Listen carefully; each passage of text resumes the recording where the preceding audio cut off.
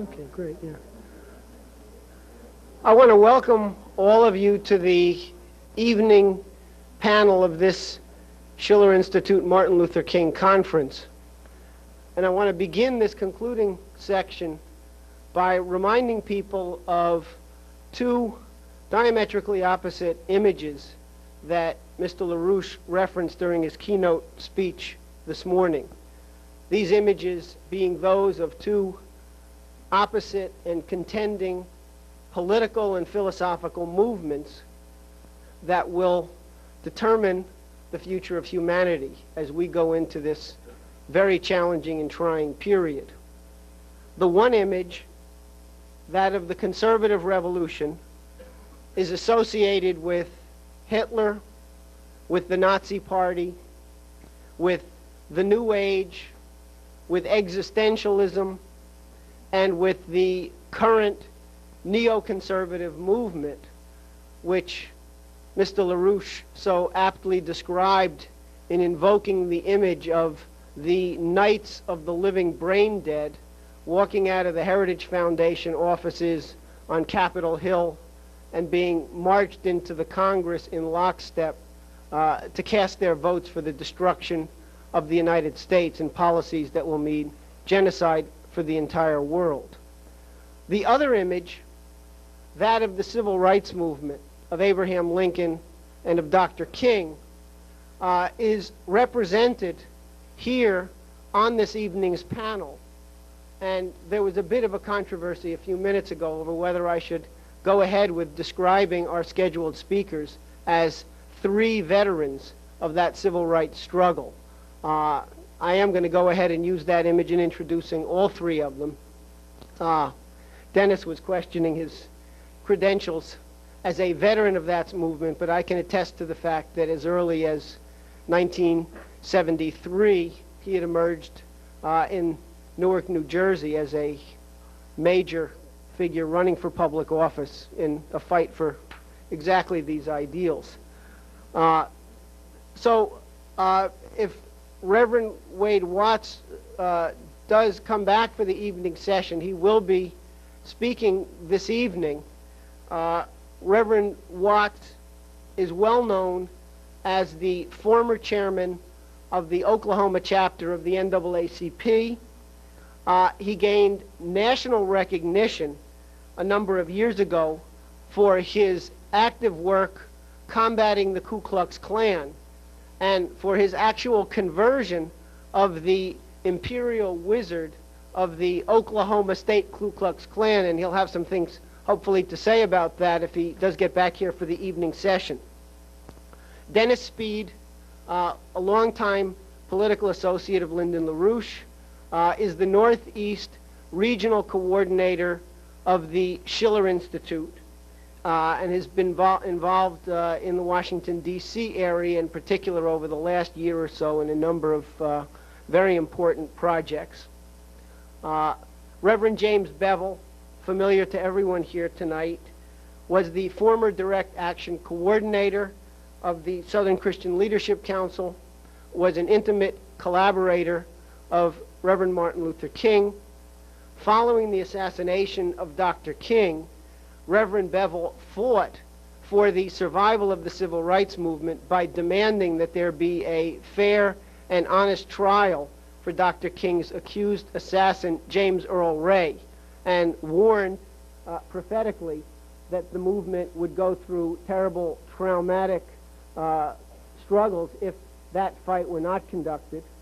In 1992, Reverend Bevel was the vice presidential candidate on the slate headed by Lyndon LaRouche. So without further ado, I want to introduce Dennis Speed.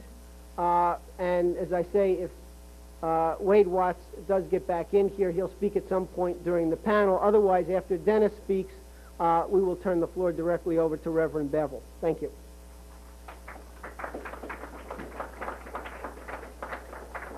Well, what I'm going to do is to first begin with the image of Martin Luther King, not as an image alone, but in order to put our panel in some perspective by referring to King himself. The section that we will show you is a section of taped coverage of the Selma, Alabama 1965 voter rights campaign. We will not be doing a long excerpt from this, but we'll be giving you the section beginning with some footage of the Klan, followed by a brief comment by author James Baldwin on the generic quality of the time, the kind of environment that existed in the United States at the time.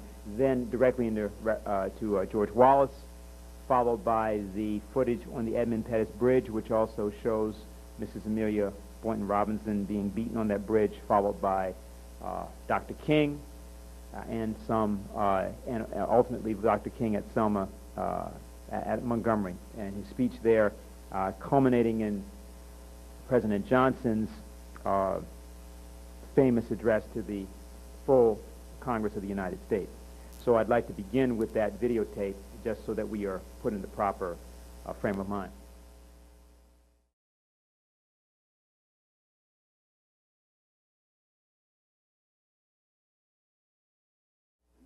Now, as we know from this morning, when Lyndon LaRouche referenced this issue of conversion and the power of that idea, that there's something that was at work in the case of King, and there's something that needs to be working in the case of any movement, which I think is important to understand. But I want to also call your attention to 2 points, really, in what I want to say. First, there's a quote from King from a sermon he gave, which was called A Christmas Sermon on Peace. And he discusses the idea of love that we know as agape. And he says that the Greek language has another word for love, and that is the word agape. Agape is more than romantic love, and it is more than friendship.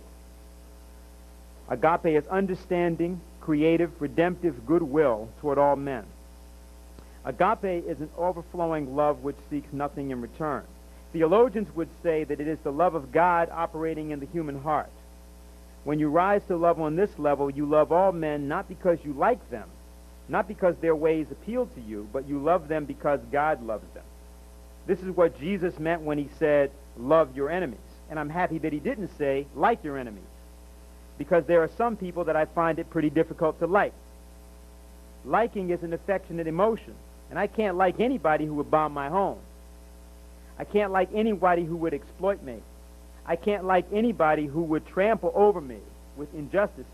I can't like them. I can't like anybody who threatens to kill me day in and day out. But Jesus reminds us that love is greater than liking. Love is understanding, creative, redemptive goodwill toward all men. And I think this is where we are as a people in our struggle for racial justice. We can't ever give up. We must work passionately and unrelentingly for first-class citizenship. We must never let up in our determination to remove every vestige of segregation and discrimination from our nation, but we shall not, in the process, relinquish our privilege to love. That's the first point. The second point I'd like to identify is the quoting of the Battle Hymn of the Republic in the speech that was given in the third march, which culminated in the large rally that you saw in Montgomery, Alabama. And because of the way in which, of course, King had, over the period of several years, particularly from 1963 to 65, continually invoked the image of Lincoln, I think it's important to say something here concerning Lincoln and concerning King's relationship to Lincoln. In Lincoln's last public address, which was delivered on April 11, 1865, he had this to say. He said, the reinauguration of the national authority, meaning the United States being reunified, the reinauguration of the national authority, Reconstruction, which has had a large share of thought from the first, is pressed much more closely upon our attention. It is fraught with great difficulty. Unlike the case of a war between independent nations, there is no authorized organ for us to treat with. No one man has authority to give up the rebellion for any other man. We simply must begin with and mold from disorganized and discordant elements. Nor is it a small additional embarrassment that we, the loyal people, differ among ourselves as to the mode, manner, and means of Reconstruction. And that speech was given 4 days before he was killed at Ford's Theater by the conspiracy that we have identified in our recent literature, which was authorized and organized by British intelligence and the Confederate Secret Service. The idea of Reconstruction and the paralysis of the failure of Reconstruction that gripped the United States from approximately 1890 on, in particular 1890 on, which actually began in 1876, is that which was that which Martin Luther King fought against. The King's movement, the civil rights movement, as the actual simple civil rights movement, the technical movement of the civil rights movement, was actually created for the purpose of reestablishing what had already been passed into law in the United States from 1868 to 1876. There is no right fought for by the civil rights movement which was not fully extended to all African Americans and to all poor whites by 1876. Every single one of those rights was there, was in place. And every single one of them was overturned, was overthrown. The revolution called Reconstruction after Lincoln was carried on by such individuals as Thaddeus Stevens, Frederick Douglass, Henry Carey, who had been Lincoln's economic advisor, and others. But without Lincoln in the White House, and even though Grant did his best and others attempted to do as well as they might, without Lincoln's vision in the White House, it was impossible to make Reconstruction actually deliver upon that revolutionary promise that it had initiated, that it had begun with. It's important to say a little bit about this because this is a completely slandered period of American history. And I want to say a little bit about this because you have to understand, I think, that when we stand here today and we speak about the reason for which this conference was called, the conception of the conference is that there is a second global Reconstruction and a second American Reconstruction, or a second American Reconstruction and the global Reconstruction that follows in context or in tandem with that. That must be initiated, and that is what this conference is about. That is what it is our intention to argue that we must agitate to cause to occur. The one example that I'm going to give you, and there are many that could be given about the United States South, because those were the most progressive governments ever established in the United States. The most progressive governments in American history were those southern legislatures of Alabama, South Carolina, less so Georgia and North Carolina, Mississippi, Louisiana, and Florida in particular that come to mind, between the years 1868 and about 1876. And I want to tell you a little bit about one of those examples, namely South Carolina, because it's the most slandered. South Carolina is the example that is used in the movie Birth of a Nation. That's the example which is used to give the reason for the necessity of the Ku Klux Klan in D.W. Griffith's infamous movie by the same name. When, in 1868, the revolutionary legislature of South Carolina came into power, the state of South Carolina had $10 million in debt, and it had $45 in the till. That was the situation. There were 84 black and 72 white legislators in that legislature.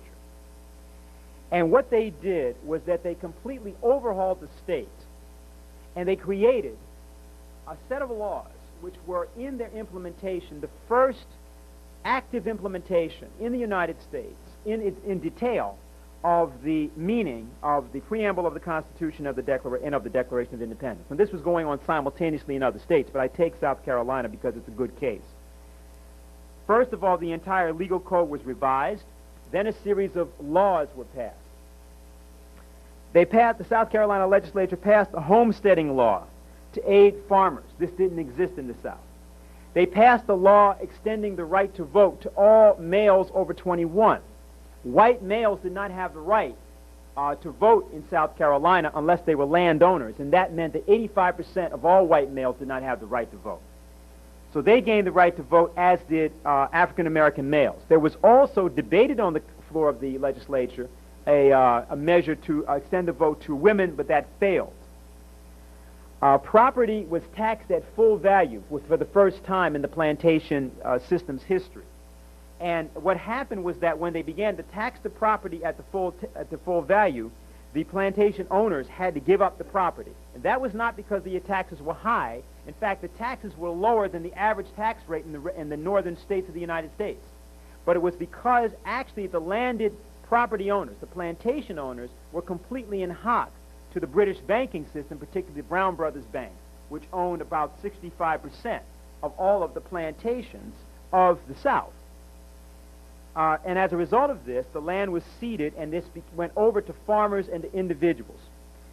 The state then, a legislature then authorized $700,000 for the purchase of plots of land, no smaller than 25 acres, no larger than 100 acres, and these were distributed essentially at very, very good terms to the various planters and farmers. And you have to remember that at the time that this legislature came into existence, there were 400,000 new citizens who were African Americans. The population of South Carolina was predominantly African American, about 70%. And these people were now completely new citizens who had been slaves. And so you had a massive education problem, and you had massive training problems, obviously labor problems. One of the things that was passed was that there was a law passed which created, for the first time in the South, universal public education. There was no such thing as public education for whites in the South at all. And that was created by this revolutionary legislature, which was predominantly African American, in 1868. Further, all schools were integrated by law. Not only were all schools integrated, but all public places were integrated. Not places of worship, but all public places, places of amusement, places of business were all integrated. All public conveyances were integrated as well. That meant whatever trains and so forth. Railway systems were built. Money was given for infrastructure and so forth. One of the problems that emerged, however, in the course of this revolutionary action was that, of course, how do you pay for this? And what occurred was that when it came to the questions of finance, it had been decided in the South Carolina legislature that you shouldn't let anybody black be involved in money. So that the committee, the finance committee of the legislature was an entirely white body which had gone to Wall Street and had purchased a loan, gotten a loan for about $3 million, $2.6 million, at 18% interest. What had occurred was over the period between 1868 and 1871, the usury of the interest rates and the other forms of corruption that this finance committee got involved in caused there to be a lot of rumor about corruption in the South Carolina legislature. The way that corruption was discovered was by a committee of black legislators that began meeting in secret and then called into exposure the actions of the Land Commission of South Carolina. Now, the Land Commission was a good idea. It was an important idea because you were mainly trying to create basically a farmer class, an agriculturalist class, out of this peasantry that had existed otherwise. But it had been corrupted. And what occurred was that the Secretary of State, Francis Cardozo, who was an advisor to the Land Commission, resigned from his position as advisor.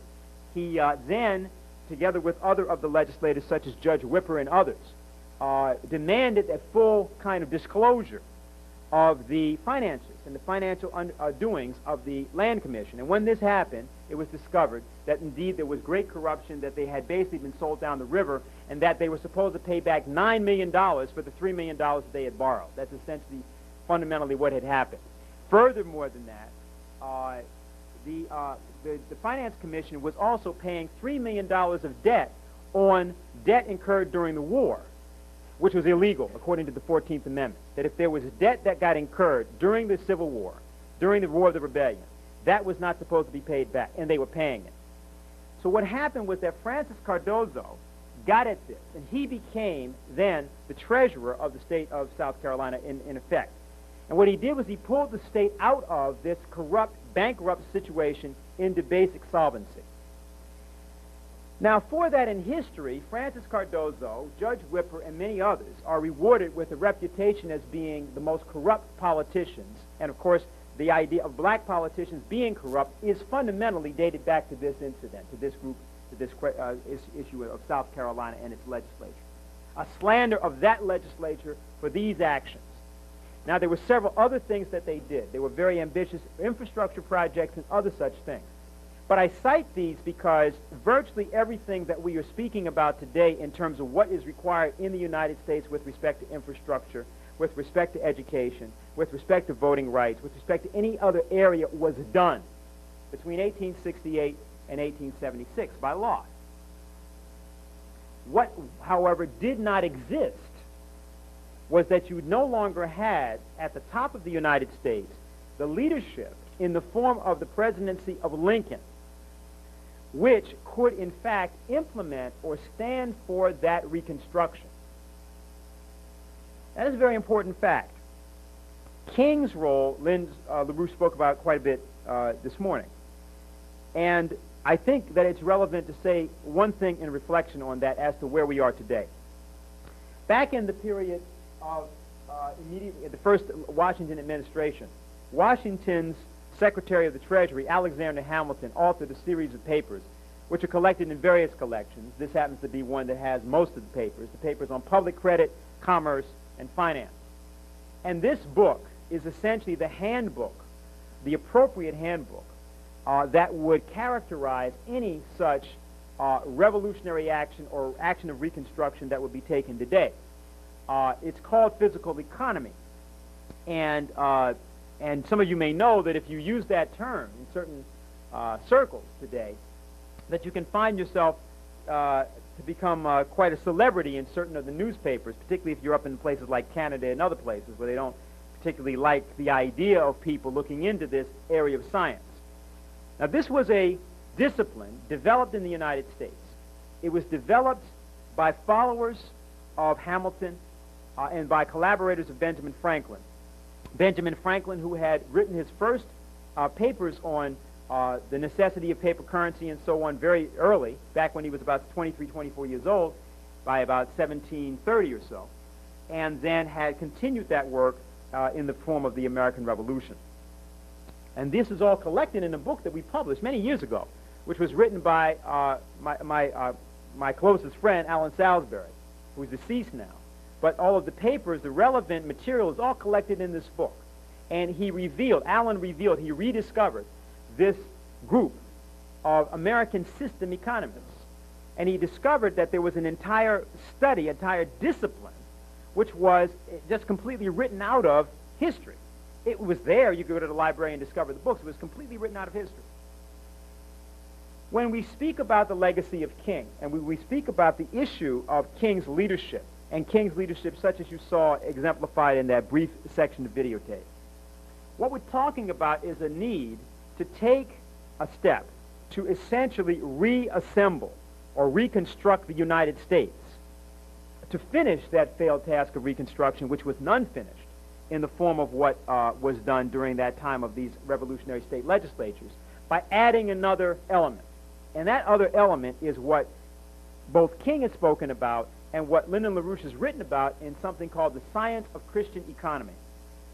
Now, I think many of you are familiar with this book, and if you're not familiar with it, you can get it from our literature table and so on. But what this book does is it elevates this area of the American system, the American economists, to the level of a self-conscious science, where LaRouche essentially takes this work and then he puts it in the context of universal history. He tries to show, and he successfully demonstrates, that there was the ideas of the 14th century Renaissance, which actually gave birth to the basis, the conceptual basis in science for the discovery of these laws of economics and the invention of these laws of economics. And that's called the science of Christian economy. And what LaRouche points out is that you cannot be a Christian and at the same time not build infrastructure, build public credit, build those institutions that create the basis for the highest potential living standard for the largest number of people. There is no way of being a Christian and not standing for that. It cannot be done. It cannot be theologically postulated. And anyone who claims to be a Christian and has not mastered that is effectively, whether they recognize it or not, either a pagan as such or a barbarian, a heathen. Now, with respect to Dr. King, while Dr. King did not have a reticulated theory of economics, he didn't have a detailed summary theory of economics, in his speeches, all of his speeches, it's relevant to recognize that he spoke with respect to this, and in conclusion what I'd like to do is just to remind you of what is actually said in that sanitation workers' strike speech. Somebody mentioned that, and of course the famous thing that's known is the business about I've been to the mountaintop. Everybody knows that side of it, and that's the sort of what people think he said. That's 5% of what Dr. King said, literally. That's 5% of what he said. What he said in that speech, I'm reading from that speech right now, is he says this, just to give you a concept of what the idea of the speech was when he gave it. He said, we don't have to argue with anybody. We don't have to curse and go around acting bad with our words. We don't need any bricks and bottles. We don't need any Molotov cocktails. We just need to go around to these stores and to these massive industries in our country and say, God sent us by here to say to you that you're not treating his children right. And we've come by here to ask you to make the first item on your agenda fair treatment where God's children are concerned. Now, if you are not prepared to do that, we do have an agenda that we must follow. And our agenda calls for withdrawing economic support from you. And so as a result of this, we are asking you tonight to go out and tell your neighbors not to buy Coca-Cola in Memphis. Go by and tell them not to buy Steel Test milk. Tell them not to buy, what is that other bread? Wonder Bread. As we've been saying, only the garbage men have been feeling pain. Now we must kind of redistribute the pain. We are choosing these companies because they haven't been fair in their hiring practices, and we are choosing them because they can begin the process of saying they are going to support the needs and rights of these men who are on strike. I call upon you to take your money out of the banks downtown and deposit your money in Tri-State Bank. We want a bank-in movement in Memphis. You have 6 or 7 black insurance companies in Memphis. Take out your insurance there. We want to have an insurance in, and so forth. And then he tells a story as he's going through this. And he tells the story of the Good Samaritan. And he's trying to explain to people what his economic ideas are. And he says this. He says, he tells a parable, and then he says, Jesus ended up saying that this was the good man, this was the great man, because he had the capacity to think about his brother. Now, you know, we use our imagination a great deal to try to determine why the priest and the Levite didn't stop. You know the story. There's a priest that goes by the man who's beaten up on the road, and there's a Levite that goes by, and neither one stops. But this other man, the Samaritan, who, of course, the Samaritans were supposed to be the outcasts, he stops to help. And so what King is saying is we try to figure out why he did. At times we say they were busy going to church meetings and ecclesiastical gatherings, and they had to get on down to Jerusalem so they wouldn't be late for their meeting. At other times we would speculate that there was a religious law that one who was engaged in religious ceremonials was not to touch a human body 24 hours before the ceremony. And every now and then we begin to wonder whether maybe they were not going down to Jerusalem or down to Jericho, rather to organize the Jericho Road Improvement Association. That's a possibility. Maybe they thought it was better to deal with the problem from the casual route rather than to get bogged down with an individual effort. But I'm going to tell you what my imagination tells me. It's possible that these men were afraid. You see, the Jericho Road is a dangerous road. I remember when Mrs. King and I were first in Jerusalem, we rented a car and drove from Jerusalem down to Jericho. And as soon as we got on that road, I said to my wife, I can see why Jesus used this as a setting for his parable. It's a winding, meandering road. It's really conducive for ambushing. You start out in Jerusalem, which is about 1,200 miles, or rather 1,200 feet above sea level, and by the time you get down to Jericho, 15 to 20 minutes later, you're about 2,200 feet below sea level. That's a dangerous road. In the days of Jesus, it came to be known as the Bloody Pass. And you know, it's possible that the priest and the Levite looked over that man on the ground and wondered if the robbers were still around. Or it's possible that they felt that the man on the ground was merely faking, and he was acting like he had been robbed and hurt in order to seize them over there, lure them there for quick and easy seizure. And so the first question that the Levite asked was, if I stop to help this man, what will happen to me? But then the Good Samaritan came by, and he reversed the question. If I do not stop to help this man, what will happen to him? That's the question before you tonight. Not if I stop to help the sanitation workers, what will happen to all of the hours that I usually spend in my office every day and every week as a pastor? The question is not if I stop to help this man in need, what will happen to me? If I do not stop to help the sanitation workers, what will happen to them? That's the question. So what I want you to just have a sense of is when you see that speech, the famous one, where he says, I've been to the mountaintop, I don't mind, like anybody, I would like to live a long life, longevity has its place, but I just want to do God's will. And he's allowed me to go up to the mountain, and I've seen the promised land. I may not get there with you, but I want you to know tonight that we as a people will get to the promised land. When you see that speech, you have to understand this all precedes that. It all comes before it. So as much as he could, he advanced the concept of economic justice. And the next day, he was killed. He was next day he was killed. The man I'm about to introduce was there that day. And while others stood on the balcony pointing in the direction from which the shot did not come, he was downstairs trying to make sure the police didn't arrest them all, which was what the intention of the police was.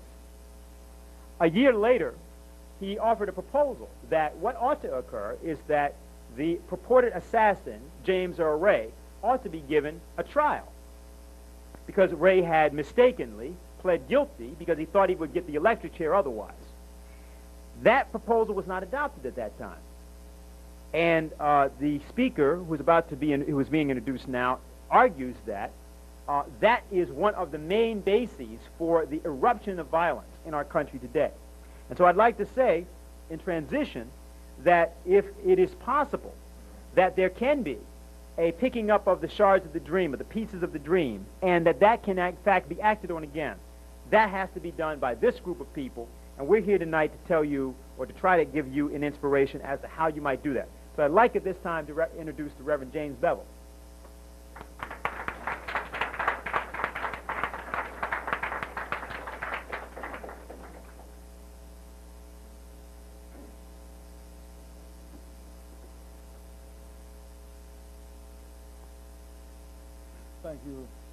Thank you, Brother Dennis and Brother Jeff, and to all of you who are here. I am happy to be here.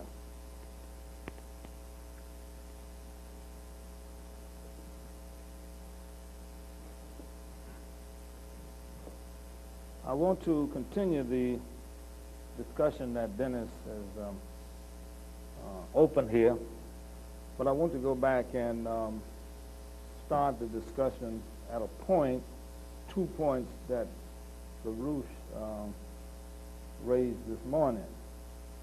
Now, what I want to do is take some time to go over, I'm happy that Dennis presented this material because it'll give me the opportunity to show you primarily the thinking process behind that, because Lynn made a point about how some people get their bodies involved, but they don't get their minds involved. And that's important because at this point, we need minds.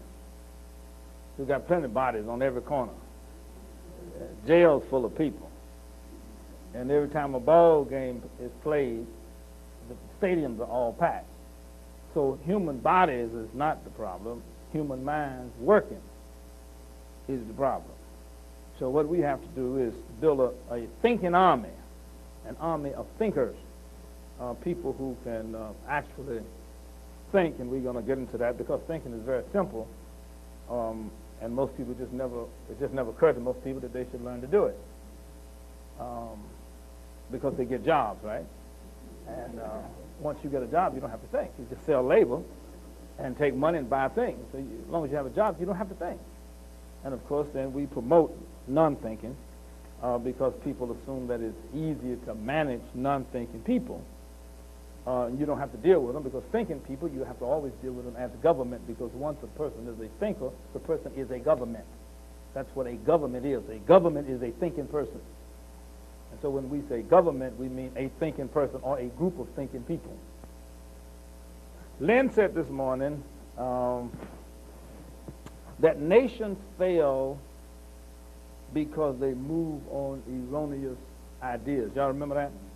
And then he went into Germany, and talked about how the Germans who came up with these erroneous ideas actually failed because they acted on these ideas, and these ideas were not true. Therefore, they were operating on that which was not real, and if you operate on that which is not real, just the very operation on that which is not real causes failure. It has nothing to do with an enemy. It has to do with just erroneous calculations. But let me take that a step further, and so you can get involved in what you're talking about. Not only do nations fail because of erroneous ideas acted on, all human beings fail as individuals and as groups of individuals for the same reason, acting on erroneous ideas. Now, this is how I got involved in the movement. I want you to hear this equation. Mahatma Gandhi says, if you live in a social system, and that social system is not just, and your daily life have you working to survive in that unjust system, you are the cause of the problem. See? And that's what most people don't understand, because see, let's say we're in America, and James Earl Ray didn't get a fair trial. Well, most of you would assume that that's someone else's responsibility to make sure Ray get a fair trial, right? Then you have to ask yourself the question, well, how is that any more someone else's responsibility than it is yours? See, that's an erroneous concept, that maybe the Attorney General should get him a fair trial. Maybe that's the problem with the governor. Maybe the prosecutor of the city should do that, and maybe the FBI, and maybe the Congress. No. That responsibility falls squarely on the shoulders of the American citizens to see to it that people get a fair trial. That's the American citizen responsibility. That's the work of American citizens. Okay, so when American citizens don't do work, that is their work to do. When that work goes undone, then everybody is ill affected because that work is not done. Now, what has happened as a result of Ray not getting a fair trial and the American people are not making an issue of Ray getting a fair trial, what has happened essentially is that plea bargaining, capital punishment, and case law has now replaced due process of law in the American judicial system. Well, that's because the American citizens was doing whatever they claimed they were doing, that they didn't stop to make sure that justice was put in place or upheld. Now, the way the law works in God's universe is this. If you do not stand up for justice, justice will not stand up for you. That's just a cold, hard fact. Now, you can buck dance and scratch and wish it was so. It is not so. If you do not stand up for justice, justice will not stand up for you. And so you have that case of all of the people doing this erroneous thinking. I remember when I first came out with the issue that Ray should have a fair trial, instead of people saying, okay, fine, I'll help you work on that, let's do it. They would go into this Negro con game of, well, who do you think did it? It has nothing to do with anything. This is not even the next intelligent, relevant question. The question is, why have I not been an American citizen, left my soup bowl and my job, and taken myself down to Memphis and helped to organize the community so that that man could have a fair trial, so that I, as an American citizen, am on record in history and heaven as having stood for justice. Because if you show up in heaven, and the Lord is going to say and ask you, well, you heard about James Earl Ray in jail, right? So I'm going to say, yeah, you was in America. Yes, I was in America.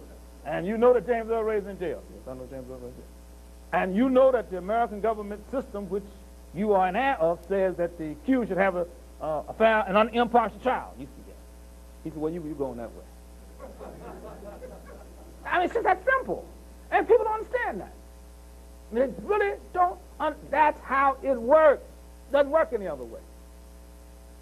And so that if you scientifically look at history, you would discover that there is, from a science point of view, no oppressor.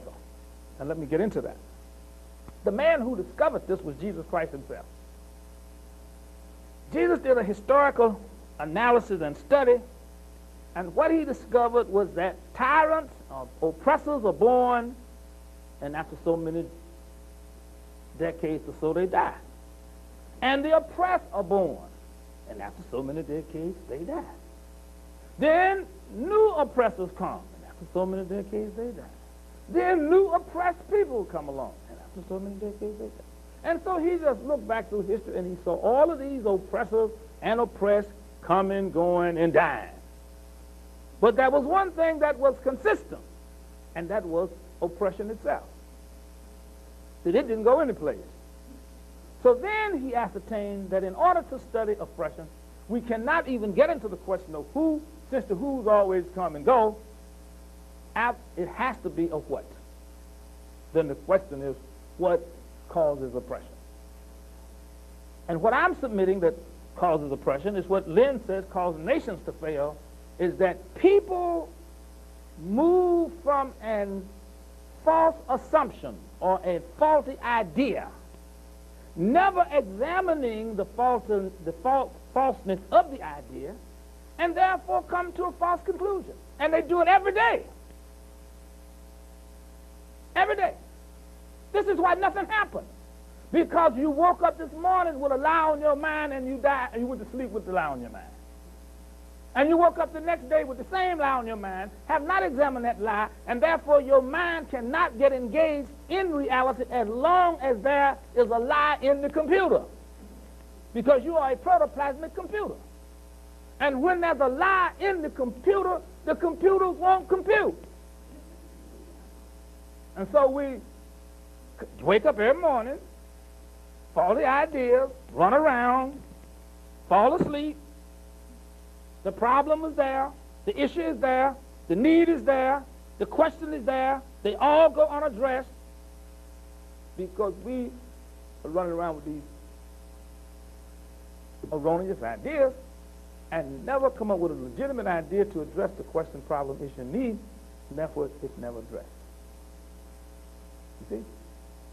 And it's that simple. It's nothing that you can go around and you can say, well, it has to be more complicated than that. And I said, no, it's no more complicated than that. Let me tell you how I was inspired by Dr. King. I was inspired by Dr. King because Dr. King reminded me of Frederick Douglass. One of the guys who was probably more responsible for my salvation than anybody else is Frederick Douglass. Because what inspired me so was to read the life and times of Frederick Douglass as he came out of slavery and was arguing against slavery. And how could a man experience the burden of slavery and yet have so much dignity and love and profundity? How could he be so compassionate and profound with all of this mess he's dealing with? It's like, how do you get to be this way? How do you do this? I mean, when you are mistreated, when you're violated, how do you get up and be the loving person? And Frederick Douglass was just so compassionate and so profound. And I would read his speeches, and when he would speak, people would just stand and just cheer. And that always troubled me. It's like, well, why don't they get up and do what he said ought to be done? You know, everything he says is true. Everything he says is right. And the folks would just cheer and go right back to sleep. And the same thing would happen with Martin Luther King. Dr. King would come to town, and you saw him preaching that, right? And he just preaching, and folks just, yay! And you would think they understood what he's talking about, wouldn't you? And when he gets through talking, they sit right back down and went right back and did what they did yesterday. So obviously they didn't understand, or they had some kind of impediment that he was not aware of. Now, what I started working on is that impediment. What happens when you hear something that is true but do not have the capacity or the wherewithal to act on it, or the clarification to act on it? That's what I started with. That's how it became, for him, the director of direct action, because that's my job. It's okay, here's the problem. How do we get it solved? Okay, the people are afraid. Well, how do you get fear out of people? Well, the people are mad. Well, how do you get madness out of people? Well, the people don't understand. Well, how do you bring understanding to the people? Well, the opposition is tough. Well, how do you overcome tough opposition? Because every problem that presents itself, you have to engage your mind to come up with a solution. Now let me then explain to you the profundity and the scientific power inherent in nonviolence and why nonviolence is so powerful. Nonviolence is powerful because it deals with the truth that authority derives from education, from intelligence, and not from one's ability to inflict injury on other people. I want y'all to hear me. Okay, so the state supposedly have the authority to inflict injury on people. It has supposedly the authority to declare war and kill people, or capital punishment and kill people, or claim that they found out that somebody's guilty of something and lock them up. Right? Well, nonviolence rejects that. No. Authority cannot be predicated on scheming around to get the tools of the state to inflict injury and therefore assume that constitutes power. That power derives absolutely from intelligence. The ability to be scientifically accurate on what you are talking about and to scientifically act upon it with the intent to bring justice and equity to everybody. Authority is inherent in that and that alone. And if you do not become nonviolent, you always defer your citizenship authority to some thug or killer that you are sitting around waiting and hoping that they will activate justice. And justice can't come from that. So instead of you then operating from the intelligence inherent in you, you sit around waiting for someone who is a fool to be intelligent.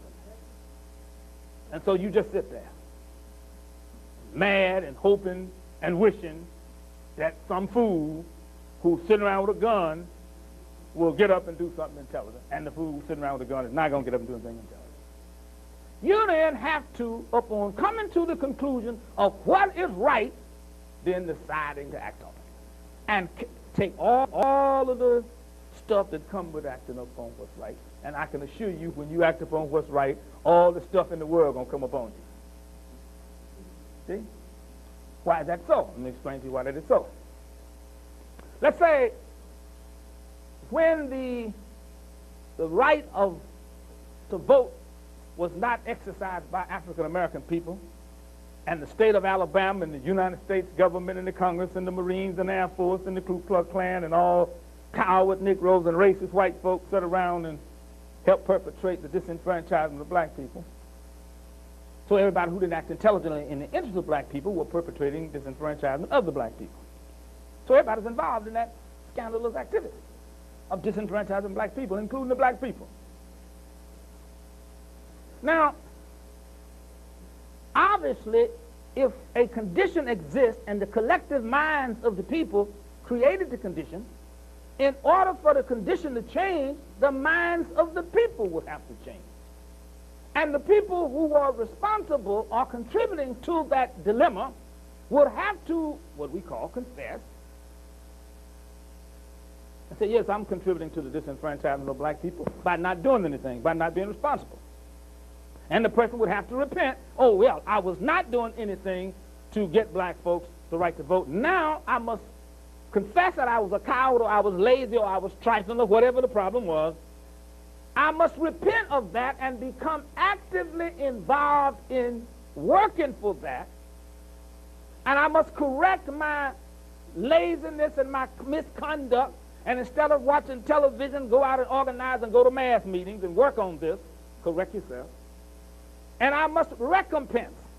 I must make up for, I must pay back, because I have created a condition that has injured the people, and therefore I must make a recompense for that. So I must give service. I must serve. I must serve the people because I have injured the people. And I must forgive those who have disenfranchised the black folk, and I've been a black folk, so I've been disenfranchised. So I must forgive everybody. And then I must make a motion in the interest of all the people voting. And I must work on this motion to carry it out. That's thinking. But you see, that's Christianity.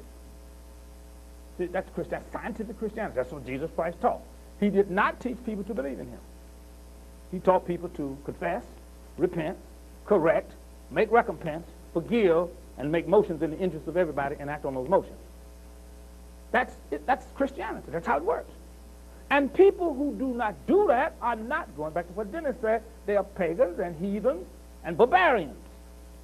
They are not Christian people. Now, what happens is that if you do not do your confessing and your repenting, you stay stuck in your old false ideas, and you find yourself justifying, rationalizing, and alibiing all the time while walking around mad.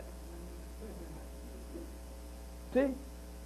All the time. Yeah, you know, and you know people like that can just tell you all the bad things in the world, can't they? Child, let me tell you the latest, all the bad news I know about. And we get on the phone and we think we really be sharing knowledge and information. We don't. We just be telling people about the negative incidents that take place in our lives. But we do not be sharing any valid information with people that would give them handle for bringing about a solution to a particular problem. Now let me just show you then, share with you, sort of what happened, the condition that exists. For instance, the condition that exists in Selma, hey Wade, how you doing? Good to see you.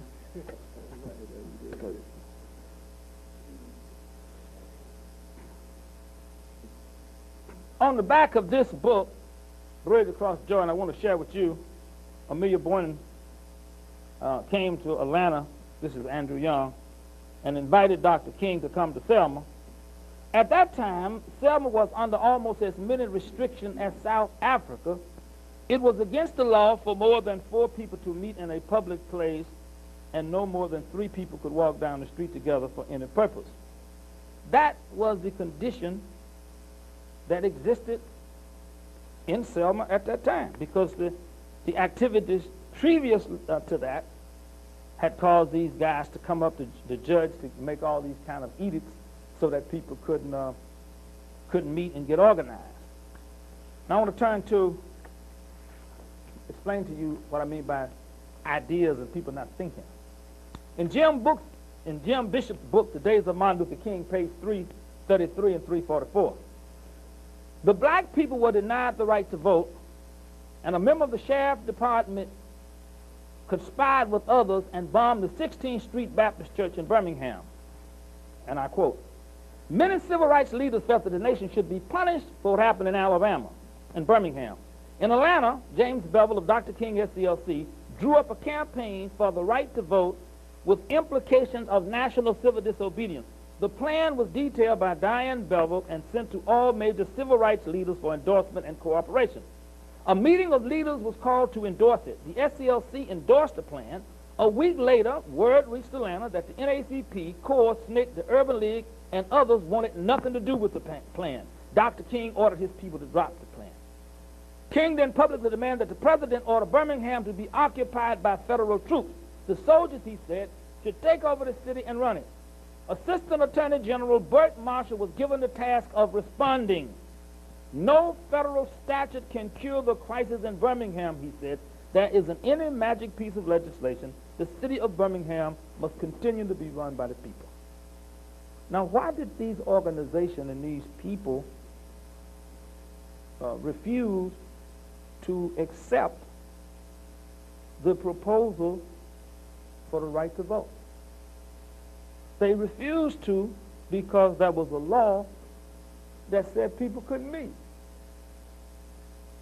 See? They said, well, we can't go down there and do that because it's against the law to meet. And that's thinking. Now, that's a bad idea, right? Because now in America, you know, we have what? Freedom of assembly, right?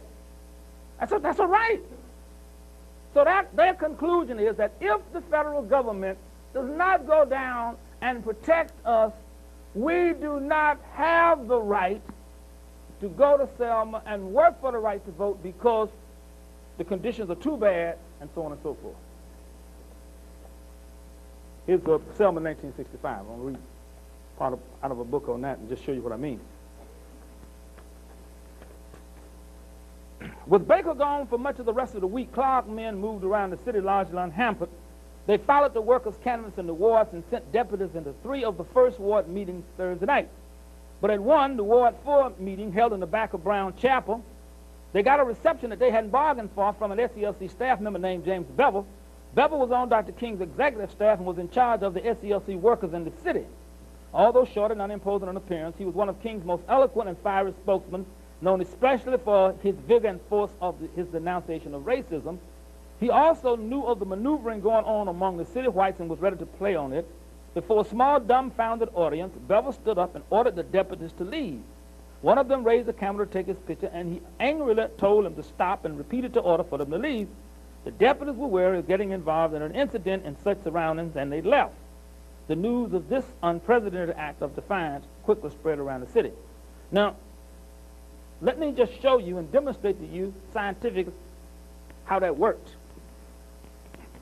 See, because some people think it has to do with great courage. It doesn't. It has to do with the science of thinking. Say, once you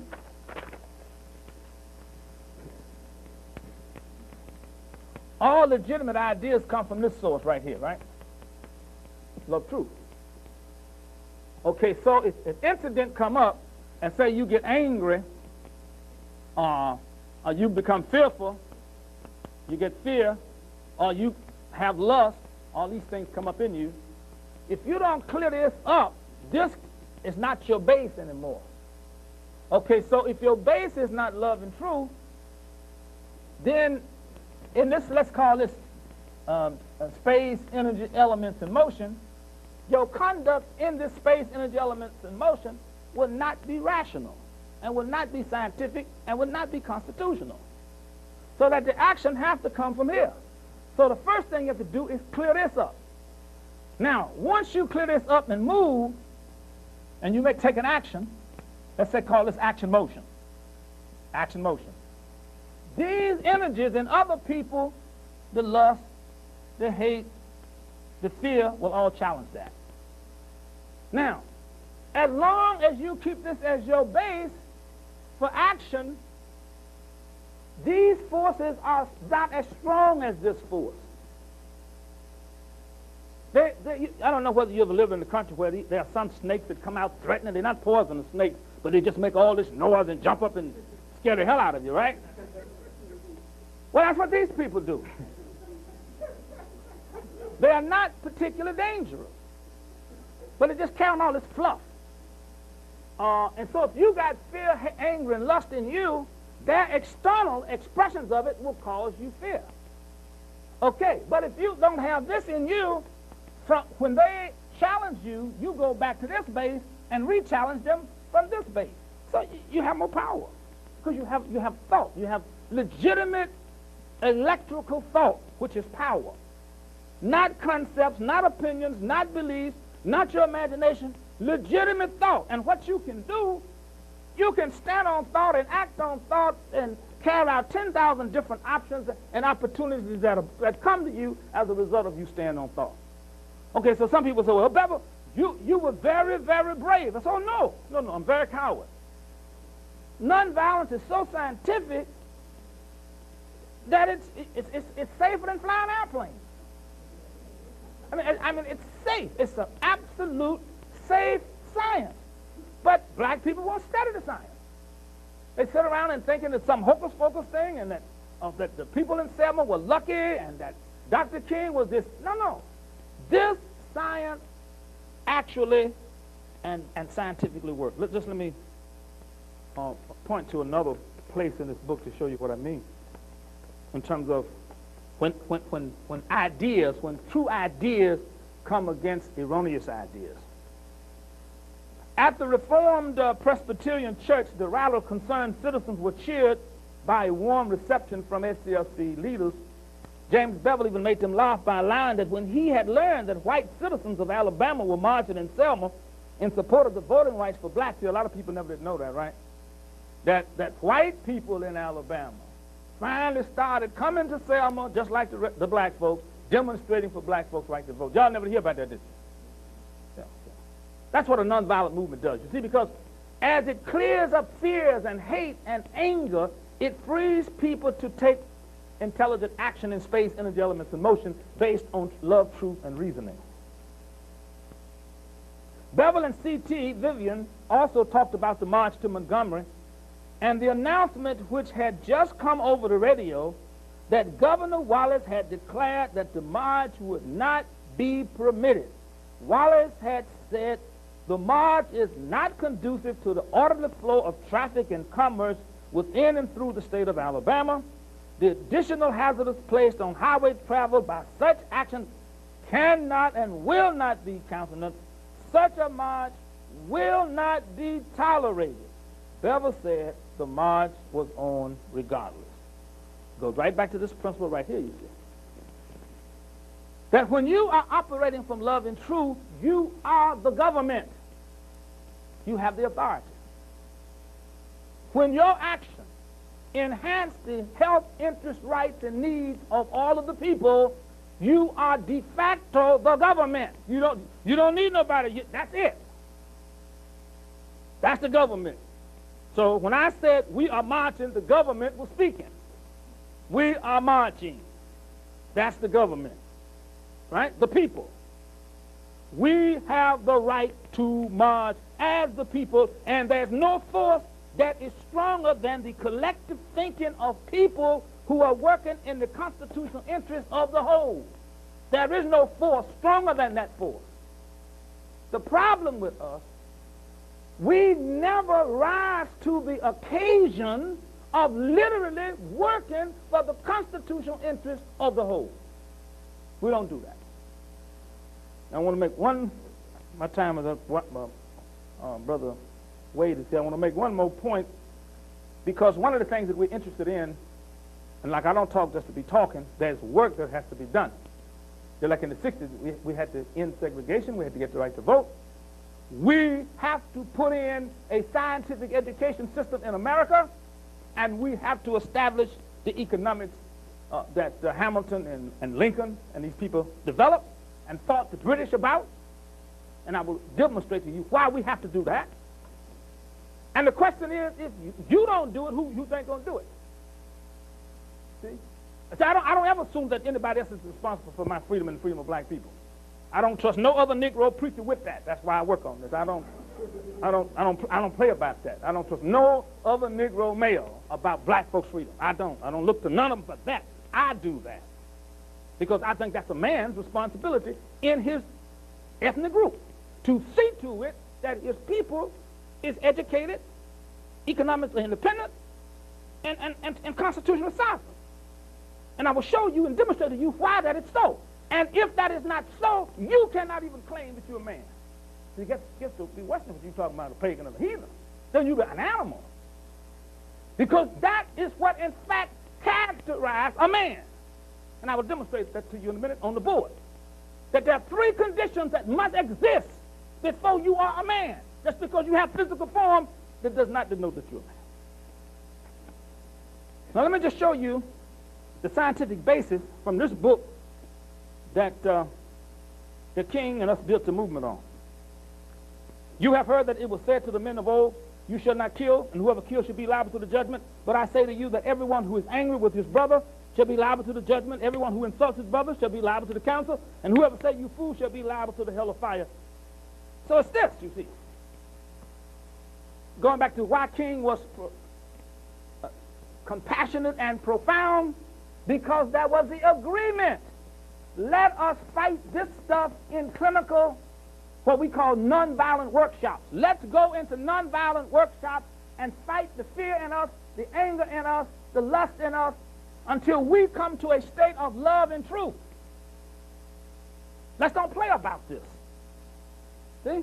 Let's fight this in our internal meeting so that when we come to the public arena, we are not pretending to be loving and truthful.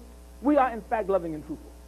Therefore, what we say will be reasonable, will be logical, we can carry it to its logical conclusion, it will serve everybody, we can prove it, and can't nobody stop it. Yeah, that's what we do. Now that movement, you see, got us across the Red Sea.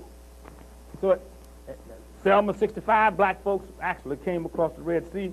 That was 30 years ago, right? And they've been wandering around here in the wilderness for 30 years, right? Just running around doing all kind of crazy things, right? Writing graffiti on the wall, cussing, killing, doing dope, kids having babies, jails packed with their men, right?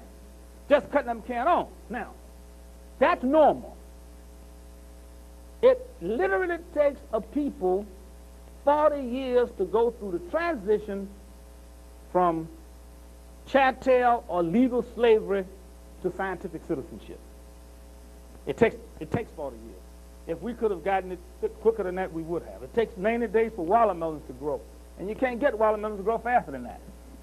You just have to wait those 90 days. I mean, you know, anybody farm know that. It takes 90 days. You can want the watermelons the next day, but buddy, it actually takes 90 days for those things to grow. And that's how people are. It takes 40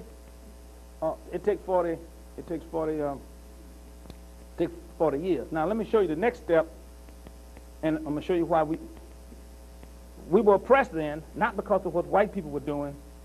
We were oppressed because we had refused to be government. Y'all hear me?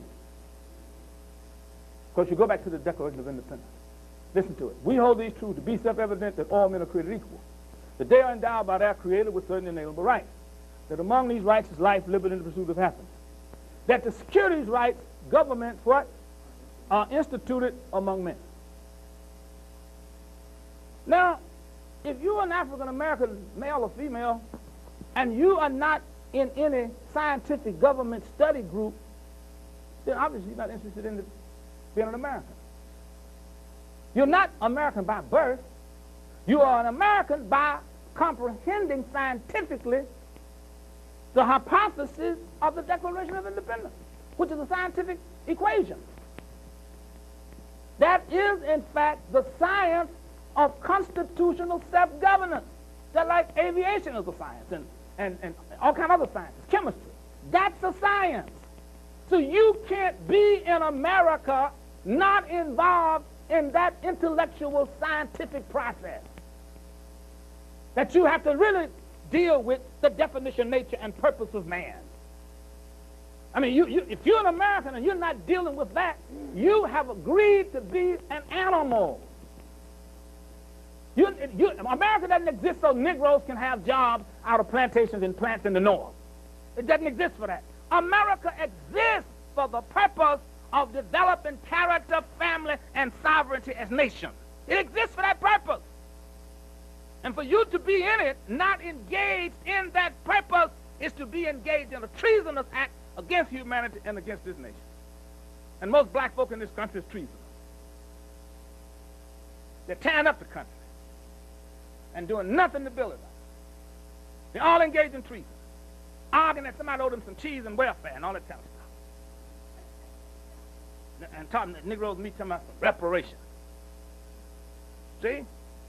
What you got to do is go clean all these buildings off these Negro boys right on up in Philadelphia and all these places. That's what you got to do. Go clean these buildings off. You got to build these ghettos back. That's what you got to do. You've torn them up. You've torn up the cities. And you walking around telling somebody owe you something. You understand me? Somebody owe you nothing. You indebted because you're messing up this nation. People can't even walk around at night. See? Can't even walk. I'm serious. You'll turn the country into a hellhole, mad. And because when Martin Luther King came and said, this is the way you fight a war, you'll be nonviolent, you confess your sins, and you forgive folk, and you love everybody, and you work on what's right, and we sit around playing crazy, pretending like, well, you know, Doc, I'm so mad, I'm so bad, I can't join Mom because I'd really hurt somebody, you know. Well, admit it, well, I'm just a coward, and I'm scared, and I can't do nothing. I'm impotent. That's all the Negro got to say, I'm scared. I'm scared of white folk. And I'm too lazy and trifling and self-centered to work in the interest of my people. Just say that. I'm out hustling trying to prove I'm as good as somebody else. Well, how can a fool prove he's as good as another fool? Ain't no such proof in nothing like that. There's no such proof in nothing like that. Because the founders have already established it. God has already established the foundation. I have created man, a living soul, in my image and likeness to have dominion over the earth. The question of what man is a closed issue, and the Declaration of Independence closed it as public debate. That is closed as a public debate. You have to take action on the fact. I am a man, a living soul, in the image and likeness of God. I'm here to exercise dominion over the earth. That's a closed debate. I need to take responsibility and do it. Now let me show you then how we got to get over the Jordan and what the problem is that's facing us. A lot of people ask me, said, Bevel, please don't talk about this because it's so embarrassing to talk about it around white people.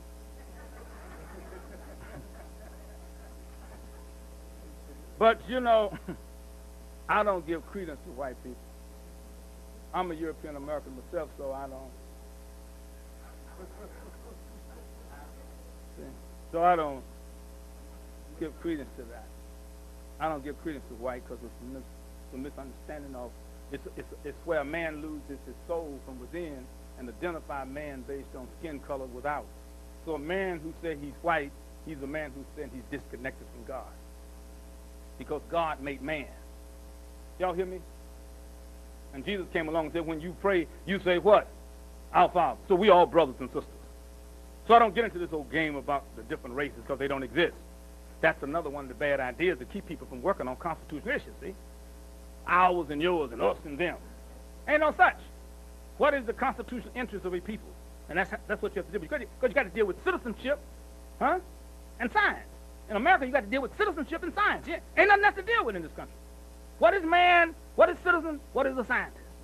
And how do you be that? There's nothing else in this country to deal with. And when you're not dealing with these ideas, you are running from real work. Now, here's the problem that we got to solve. And the reason we have to solve it, just like nonviolence gave us the science of government, solving this internal problem gives you the science of institutional development and administration. Now, listen to it. You have heard that it was said you should not commit adultery, but I say to you that everyone who looks at a woman lustfully has already committed adultery with her in his heart. See? That's a problem that you have to solve. Just like we have to solve the anger problem, you have to solve this problem. Let me show you what happens when you solve this problem. And let me show you then how the whole history of man, oppression has always existed because of lust in males and females. When males and females lust and develop romantic, emotional, sexual relationships, they cannot generate marriage. In other words, marriage can't take place under the conditions of lust. Because what happens is that in these relationships you have manipulation, generally by the female, and intimidation by the male. So you got a manipulative, intimidating relationship. And this manipulation, intimidating relationship, since these people cannot generate and create between themselves all that they need, they have to exploit another group. When this group becomes ignorant, it has to sell it to labor. So then you got this perverse social relationship based on the sexual perversity between the males and the females in that culture. All right. So what happens when you solve that problem? You create a condition where males and females, instead of relating based on manipulation and intimidation and sexual emotional romance, they relate based on marriage, procreation, and education. So that the male and the female, rather than intimidating and manipulating, they cooperate like in church work, in government work, in business work, in clinic work, in home work, in school work. This relationship is characterized by love. This relationship is characterized by lust. Now, America was set up so this could exist because America was set up on sort of like three premises. One, the sacredness of human personality, right? The sacredness of human personality, the sanctity of marriage, and the sovereignty of the nation. And the nation looks like that. See, the nation, the person living a prayer life actually become a thinker and a generator of institutions and ideas and systems. See? The person generates like ideas. The person becomes a generator of institutions. See? Not remembering and applying, this is a mechanical state that is predicated upon a physical point of reference and a physical frame of reference. This is a legitimate state based on the definition, nature, and purpose of man. So when man accepts the true definition, nature, and purpose of the self, the man is just like a bee. The man then can generate the institution. If the man does not accept the responsibility for the definition, nature, and purpose of the self, the man cannot generate, because the man does not accept the sacredness of his own person. If the person does not accept the sacredness of their person, they cannot enter the sanctity of a marriage. Without the sanctity of a marriage, church, government, business, clinics, homes, and schools, scientifically and constitutionally, cannot be generated. And the natural research and development, producing, and marketing in agriculture and industry cannot be done. So you say, why do you think people are not fighting for education for children? Why do you think you're not? It's obvious that it's needed. Why do you think you're not? You're not because you're in perverse relationships. Because if you were in a relationship where you and your husband or your husband and wife was running institutions and researching and developing, producing and marketing agricultural and industrial products, you would know very well that your children must be educated to institutional sovereignty and economic independence. Because you live a compromised life, you do not insist on all that a man should have, because you are compromised. You are compromised. You accept less than what you're supposed to have. You violate people, so you accept violations. You contradict, so you accept contradictions.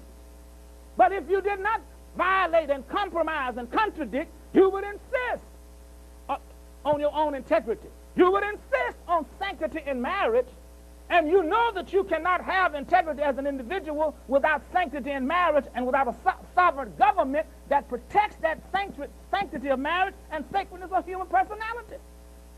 That's why they had the war. Said, no, we have a right to have integrity, we have the right to have family life, we have a right to govern ourselves.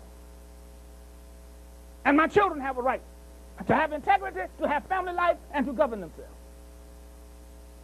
And that's all Lyndon LaRouche is talking about. You got a physical economy, where you, down here in the area of business, where you teach all the young people to research, develop, produce, and market agricultural and industrial products, where in your cities everybody learn the science of putting infrastructures in and putting the schools in so everybody can get knowledge. That's revolutionary. Now, my point with black folk,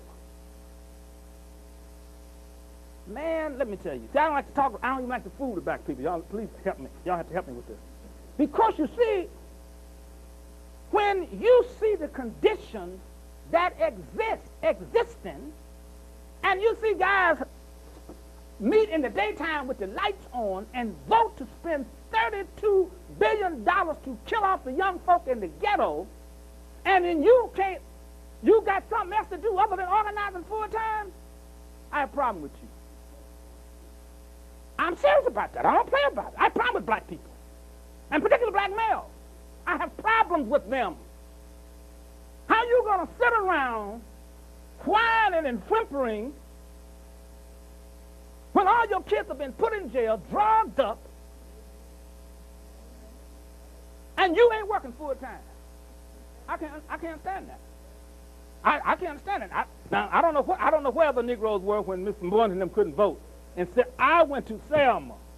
She would tell you I was there every day bothering folks.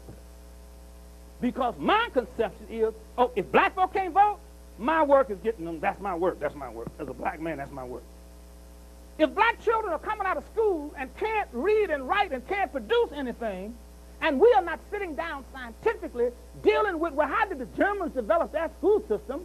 And how did the New England people develop their school system? Because they produce electricity and water and houses. And so obviously the books is all in the library, and all you got to do is go research the curriculum. And we sitting around drinking beer, eating sausage, and watching ball games. I have a problem with that. Because the question is, why aren't you working full time to address these problems? And that's what Dennis said we wanted to work on. Will some people come out of this conference who say, wait a minute, let's go and work full time to deal with character, to deal with the sanctity of marriage, to deal with the sovereignty of government, and then let's fight for education for our children and an economic development policy that reinforce the sanctity in marriage. Now, my point, if you don't work for that, you can't have that. And to go around here talking about you bought a Cadillac or a Mercedes-Benz or some foolishness and you buying somebody else's luxury car and you can't make a will, obviously you out your damn mind. You out your mind. You know, arguing about your car. And you and your fellas ain't producing a wheel nowhere. I mean, see, you gotta really come and say, wait a minute, man, what's wrong with us? I mean, we are dead people. So we are saying, listen, brothers and sisters, Lynn has come up and worked out the whole physical economy, is arguing his point, and he got most people in the country, just like with what's his name, Myers Horton and these guys and Martin Luther King. You know, most black men were scared to talk and meet with Martin Luther King when he lived. Y'all know that, did you? I mean, everybody can claim now, they knew Martin, they even call him Mike. But when Dr. King was living, you know, most Negroes wouldn't fool with him. And he had to leave his church in Montgomery. That's why Daddy King let him come be in the church with him. And Negroes wouldn't just call him the pastor of their churches, you know. They said, well, man, white folk may be shooting at you and hit me. Let me get out your way. You know, you know. And that's the problem that we have now in terms of Lyndon LaRouche actually should be being invited into every minister's conference to teach the whole question of economics. All the black schools should invite him in to teach the children the science of economics. And the white folks then, the pimps tell y'all, well, y'all got to stay away from him. He's dangerous. He said, well, what does he do? Well, you know, he tell the truth. We can't have that, you know. And you say, yeah, we don't need too much of that, do we, man? No, we don't. That might get somebody hurt, you know. Now, so what do we got to do now? We have to be the movement. We have to get cleared up on the sacredness of personality, the sanctity of marriage, the sovereignty of the nation, what it means to fight for a relevant education system, and what it means to fight and get adopted in this country, and economic policy that reinforce the sanctity in marriage. That's real. That's the war. And we have to win that war. And we can take nonviolence, and we can take the science that Lynn has worked through and worked on, and get that established as policy, as national policy in this nation, and as United Nations policy for the world. See, because it's right, it's just, it's needed. So what is right, just, and needed, all we need now is people to clean themselves up sufficient so they can comprehend it. Because a dishonest person can't understand what Lyndon LaRouche be talking about. Did y'all know that? Are y'all hearing me? You can't be a liar and a hater and understand what Dr. King is talking about. You can't be a thief and a thug and lazy and a clown and understand what Lyndon LaRouche is talking about. You've got to be committed to holiness and righteousness to even understand what he's talking about, because he's talking about Christian economics. And Christian economics is not some Negroes on a plantation shouting in a church on Sunday waiting on the Lord. No, it is not that. No, it is a serious responsibility. And so, my brothers and sisters, I'm challenging you. I implore you to really, Dennis will be calling a meeting, I guess on maybe a monthly basis, where we start coming together to learn to put this stuff together so that we can spin movements off in all of these cities in education and economic development policy. You see, we sit around and elect Negroes who put in dog tracks and lottery and all that old clown stuff. Well, you can't take no Amos and Andy economy and put Hamilton and Kerr and Lincoln stuff out. You can't run no economy on what Sambo come up with. You know, I mean, you got to be straight, man. Well, you know, Amos and Andy said you could play the numbers. Well, you know, y'all saw Amos and Andy and what happened to Kingfish after every show. You saw exactly what happened to Kingfish. And that's exactly what's happening in the ghetto now. A Kingfish lottery game going on. Because we want something. No, we ain't going to play no lottery. We want our children scientifically educated so they can produce. We want our children to be scientists and citizens, not some drug dealers and lottery players. And a lot of us sit around standing up in lottery lines.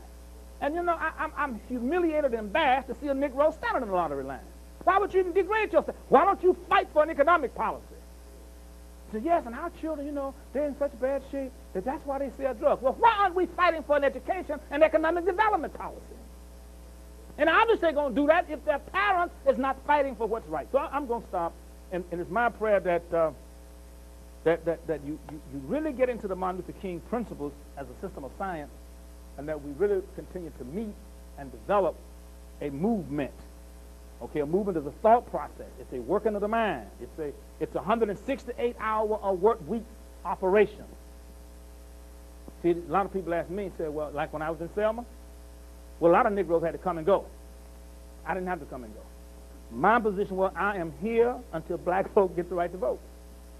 I ain't got nothing else to do. I work on something else after that. Okay?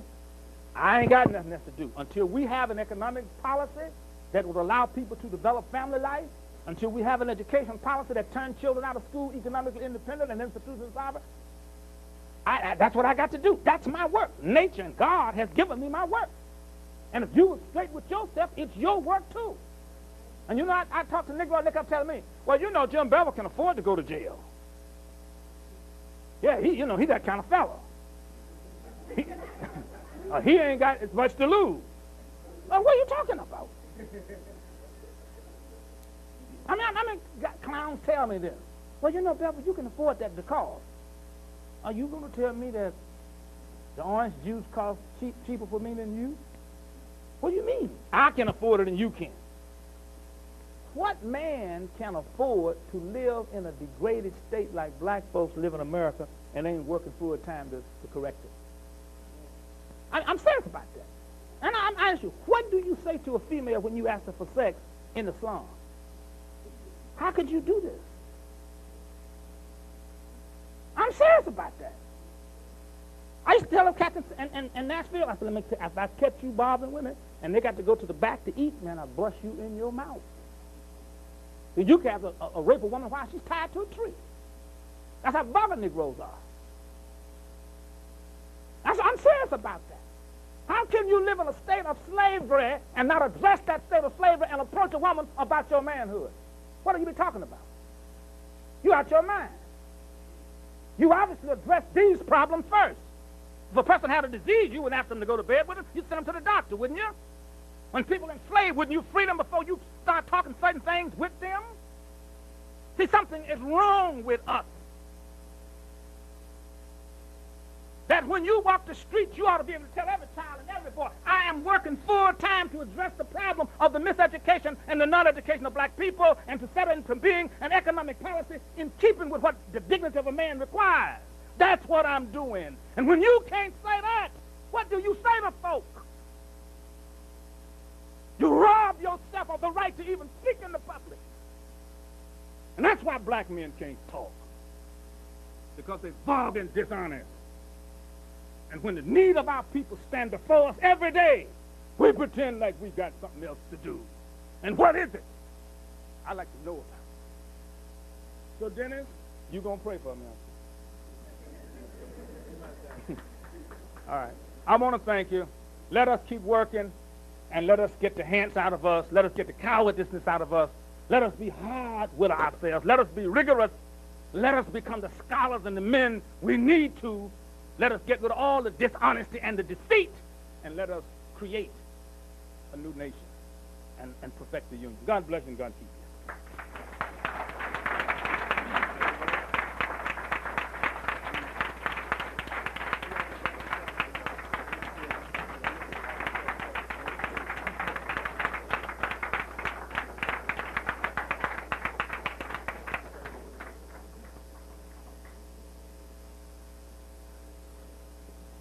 It's my pleasure at this point to introduce Reverend Wade Watts, and after he's spoken, we will have until at least 10 o'clock to have discussion, questions. I'm sure there'll be a great deal of that.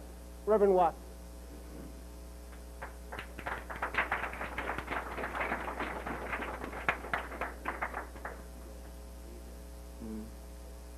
That's good. to my Heavenly Father's children. I think that'll include all of us, or the most of us. I was listening at Reverend Bevel's here, and I thought it was so beautiful. And Rev, they was telling me about, I was listening to you cracking down on the Negroes. Said a fellow went by a brain shop. This is a shop where they sold brains at. He walked around, he looked at them, and here was a white man's brains. It was selling for $1 a pound. Looked over there, and here was a Jew's brain. It was $1.25 a pound. Here was the Indian's brains over there. It was $2 a pound. Here was a Negro's brain over there, $5 a pound. They said, he looked around and said, how come these brains so much higher than the others? Well, he said, the others is used brains.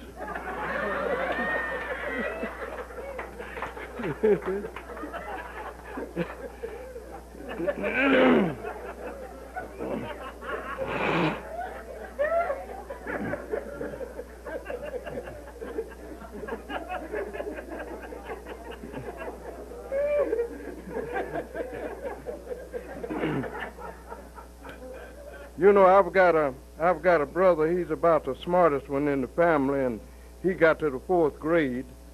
And whenever we want to know something, well, we always go to him. And I had a car wreck, and I went to him and I told him, I said, son, I said, I had a car wreck, and I said, I talked with a lawyer about the case, and the lawyer said he'd take it on contingency, and I don't know what this big word contingency means. Oh, he said, son, that's easy figured out. He said, that means if the lawyer loses the case, he don't get nothing. If he win the case, you don't get nothing.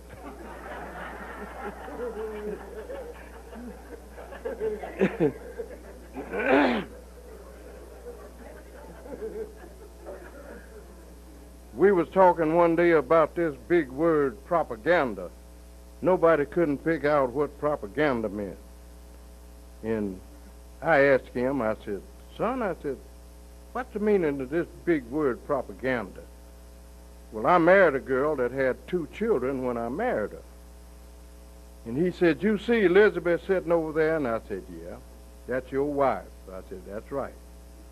Those children are her children. I said, that's right. He said, well, now that means that she is the proper goose, but you ain't the propaganda.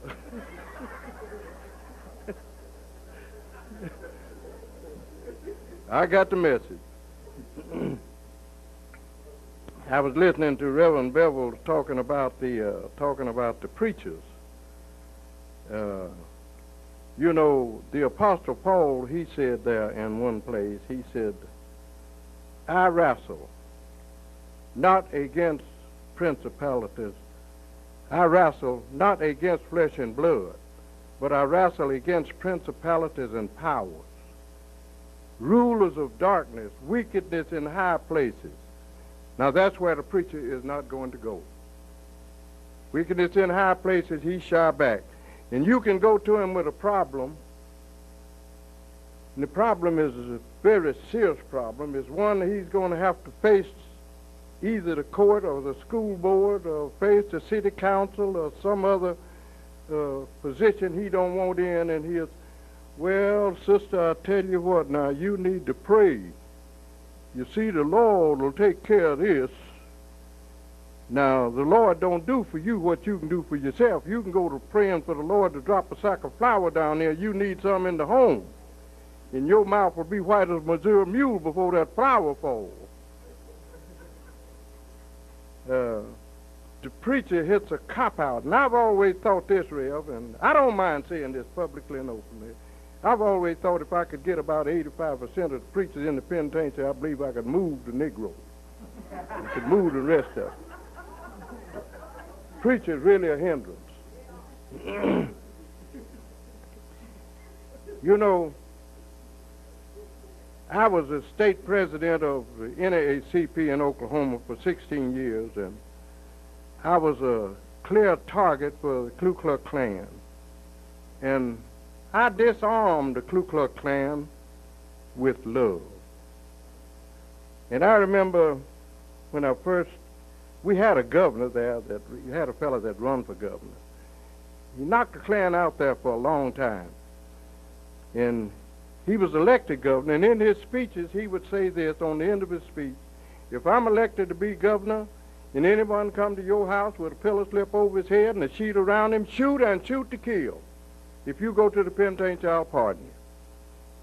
That broke them up. They didn't get started back until long about the time when they passed that school integration decision. They began to congregate again, and this is about the time I was elected president of the NAACP. Well, I got a call from a television station, from a radio station, asking me if I would debate the imperial wizard of the Ku Klux Klan. And I told him, yeah. So we scheduled a debate, and that thing went nationwide. And we went over there, and they had a fellow by the name of John Clary, and he was the imperial wizard of Oklahoma. And he greeted me, hello there. Thought he said Trigger.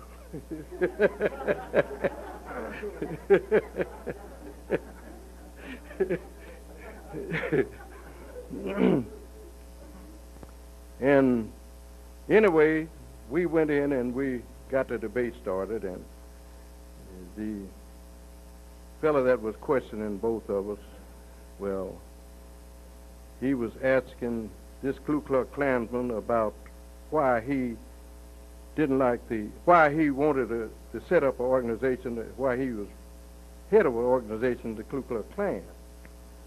Well, he said, we've got a right, he said, to have it. He said, they got an organization known as the NAACP.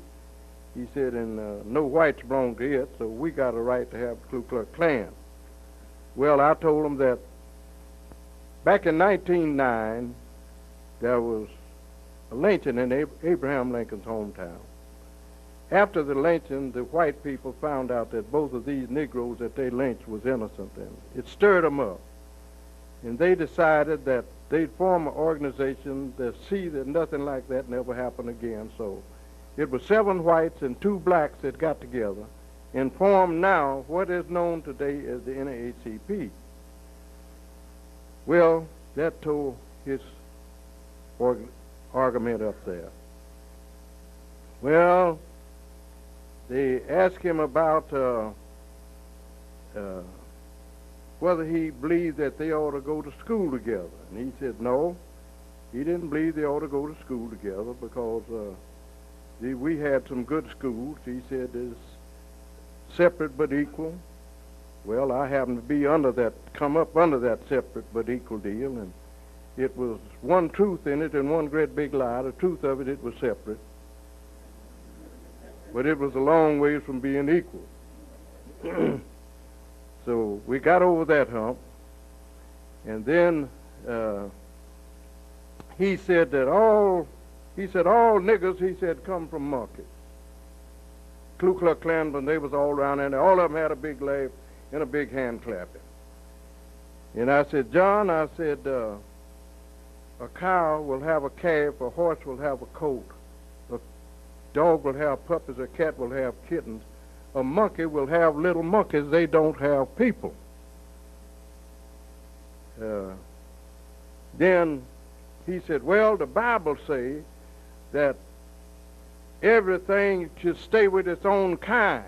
He made it after its own kind. I said, now, I'll have to partly agree with you there. I said, he made the trees after their kind. He made the animals after their kind.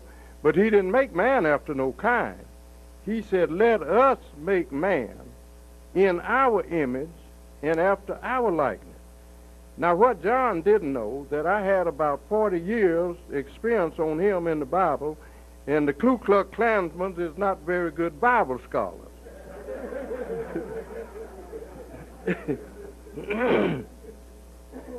Well, he didn't believe they ought to go to church together.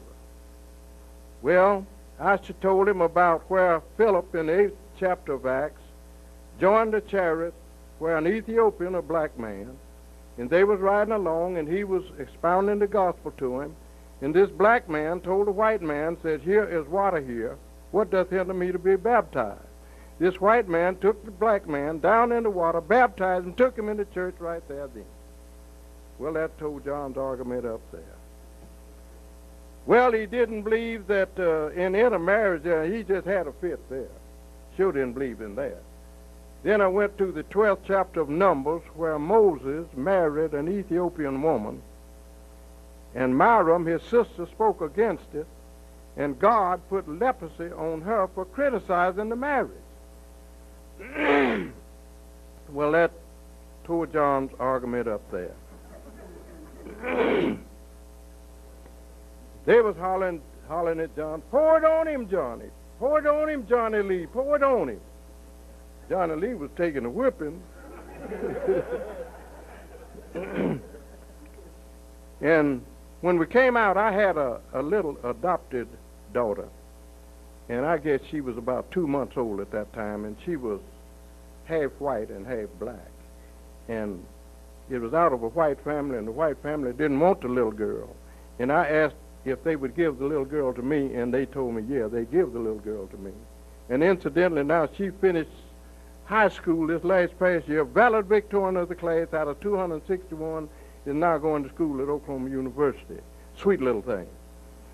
But anyway, I had my wife to pull the blanket back, and I said, John, how can you hate this little baby? I said, she's done nothing to nobody. He looked at the little baby, and then he snatched his head off. And they still went off talking about him and them other clansmen, and he looked around and he started cursing me. And I said, John, you can't do enough to me to make me hate you. And I said, I love you like a brother. And he looked around and cursed and walked off. And then that didn't satisfy him. I had a lot right beside my house. They was going to burn a 45-foot cross. Now, this was to get even with me. Well, I went into court. They sent to Tuscaloosa, Alabama, and got the old Grand Dragon, Robert Shelton. They brought him in. And that trial lasted all day, but the judge finally decided in my favor. They couldn't burn the cross. So I went home, and that night, I walked to the door, and here the Klan was marching in front of my house. And I got a telephone call, and one of the deacons said, Reverend Watts, he said, your church is on fire. Said, it's burning down. They had done set the church afire. And he said, don't come out. He said, we believe it's a ploy to kill you. Now, that's one night, Rev, I didn't come out. I stayed in. You got to know where the hole is. Oh, yeah.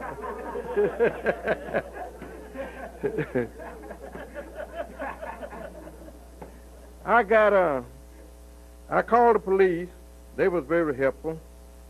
They said, is they still marching by your house? I said, yeah. Well, by God, they got much right to walk out there as you have. That was a lot of help. Very encouraging. Well, after that, the next day, well, I got a call that they was going to whip me. Going to come down and give me a whipping. Well, I found a cafe that they was planning on coming to, and I went by there and made arrangements to pay for their dinner. Now, I'll be on the Geraldo show one day, I don't know when.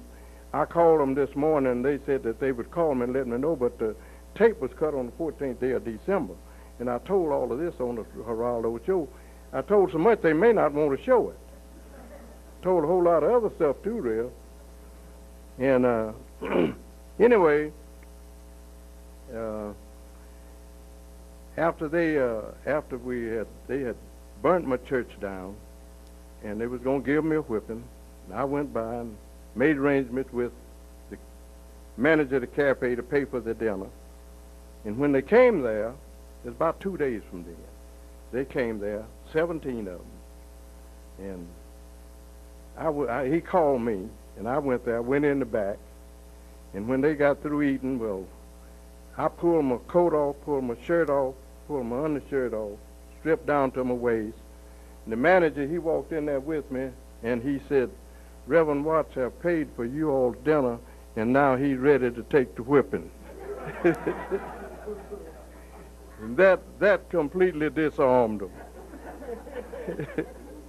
them. They actually looked for me to fight back, and I wouldn't. But before then, too, I was setting up a branch at a little old town they called Hugo.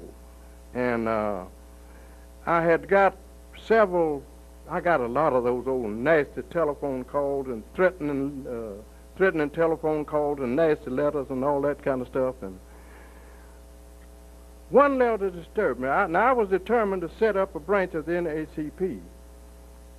But the last call I got was from a girl that she was wanting to be the president of the NAACP. And she said, Reverend Watts, I believe if I was you, so much talk been done about what they gonna do to you if you come down here. I don't believe I'd come if I was you. Now that disturbed me.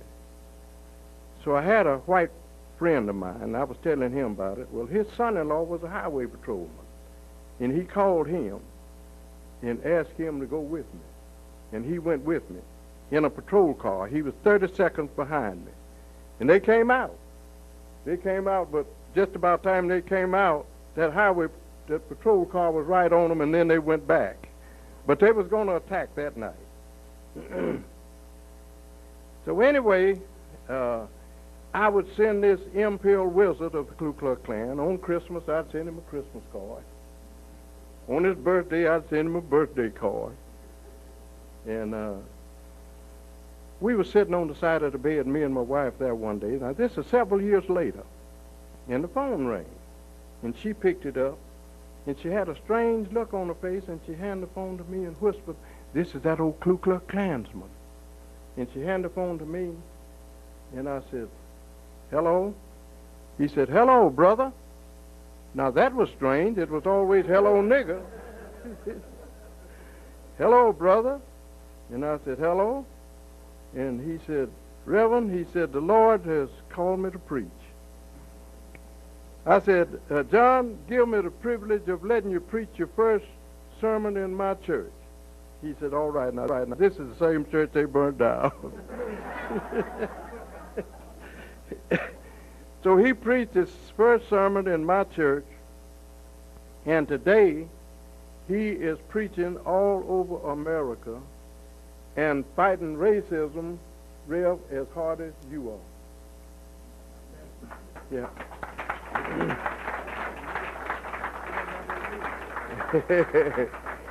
I'm in hopes that one day that we'll get him to appear here. Because he attacked it like nobody's business. Jesus' way will work. Love your enemy. Do good to him that hates you, and that's hard to do. That's hard to do. It's like my folks tell me, Reverend, we need to get together. How in the world can we get together and you knifing me and putting stumbling blocks in my way and everything else, and they're telling me we need to get together. I am so happy to be here with Mr. LaRouche, and I was up there with him. That's why I come up with late, Brother Speed.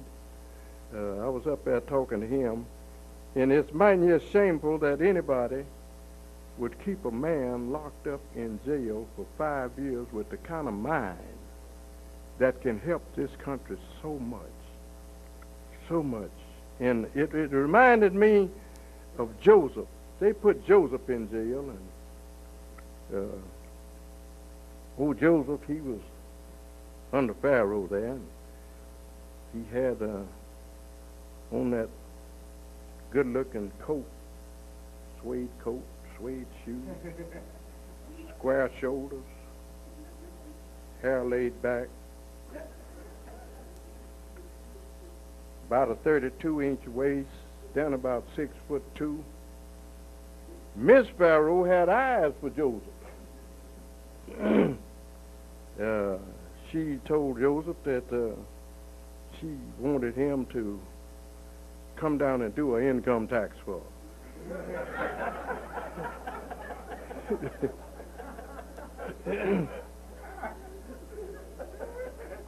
Well, Joseph, he goes down there and he knocks at the door, and he's got his little briefcase with him, and he could see the lights kind of dim in there. Open the door, she meets him in a negligee, and he's smelling all this perfume and all this stuff, and sets his briefcase down on the table, and he began to open it up, and Joseph, she said, you can close up that thing. I've got other things in mind. Well, Joseph began to realize something then, and he went to kind of backing up, and she's still coming up on him, and Joseph finally turned to run, and she caught him in his coat here, and he threw his arm back and run out his coat. She took his coat and went and told Pharaoh that Joseph had tried to rape her. And they got the guards, and they come and put Joseph in jail. Now, we don't know how long Joseph was in jail, but he was in there, an innocent man. I don't know how long Joseph stayed in jail.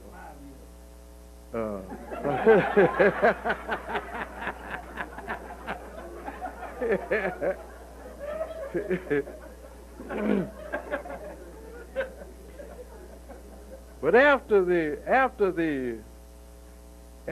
butler had a dream, and the baker had a dream, they couldn't figure out what it was, and Joseph told the butler, he said, now your dream means that tomorrow your head will be cut off.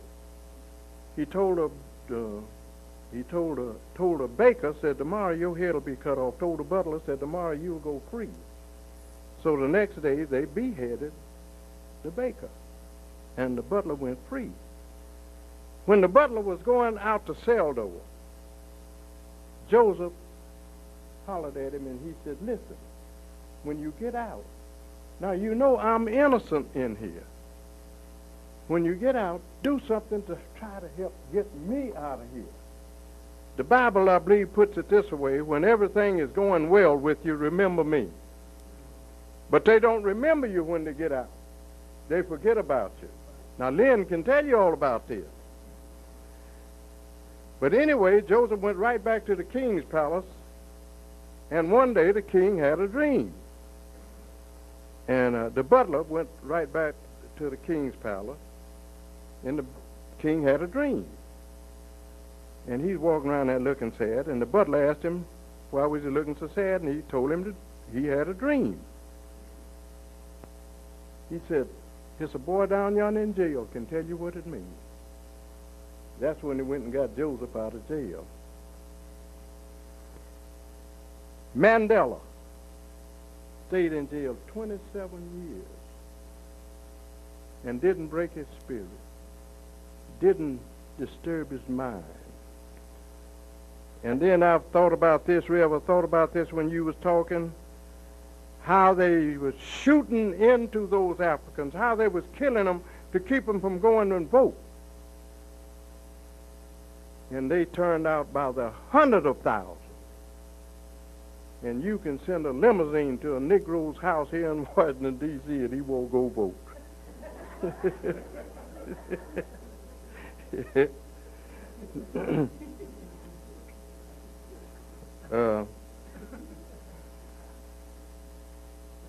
Now, if that is one of the weapons, one of the main weapons that we can use, and that's the ballot, and we can use that handily. Ronald Reagan, do you know when he won the election, when he was president, he carried New York State by 962,000 votes. And there was 1,500,000 Negroes didn't even go to the polls. He'd have never, in 5 states, if the Negro had come out and voted, he'd have never seen the light of day. We are actually wasting ourselves. We have sat here and we have let the White House fill up with people that are our enemies. and we're going to suffer. We're going to pay for it. And I'm going to wind this thing down. I went to school to a teacher, and she told me, she said, son, when they ask you up to say something, always stand up so they can see you, and speak loud so they can hear you, and then sit down so they'll like you. So,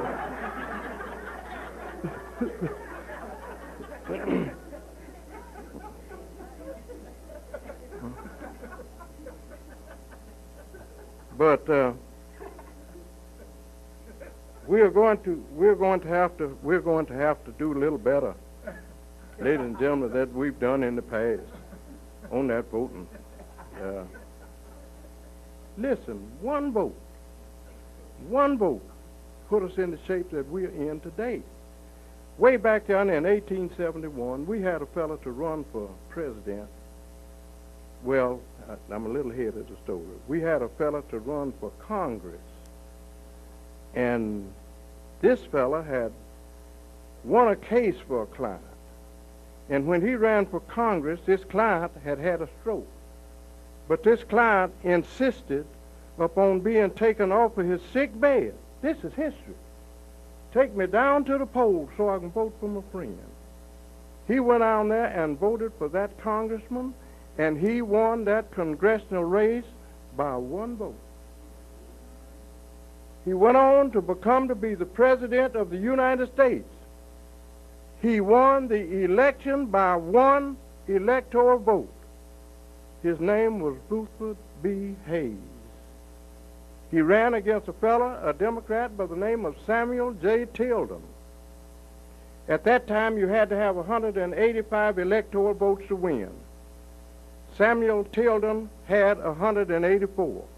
This was the closest election in history.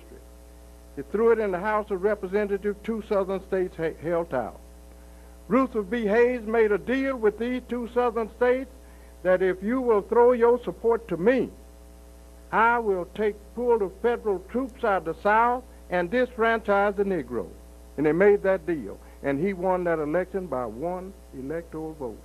That set us back 100 years. We didn't make another start until Reverend Bevel and Martin Luther King and them started out in 1955. We was handicapped and stopped because we didn't vote. Let's not make the same mistake. The last thing I want to say is about Miss LaRouche. I don't know how well you all know her, but she is a doll. And I just wonder why the Lord didn't make 1 million of her kind. You know, she's so intelligent and so friendly, you can't help but like her. And Lynn, I was listening to him up there a while ago, and he said, he was talking about a fellow, Rev, I won't call his name, but he said his brain, his wife keeps his brain. And she keeps him locked up and turning him loose, but she turns him loose with his mouth. He's got a mouth.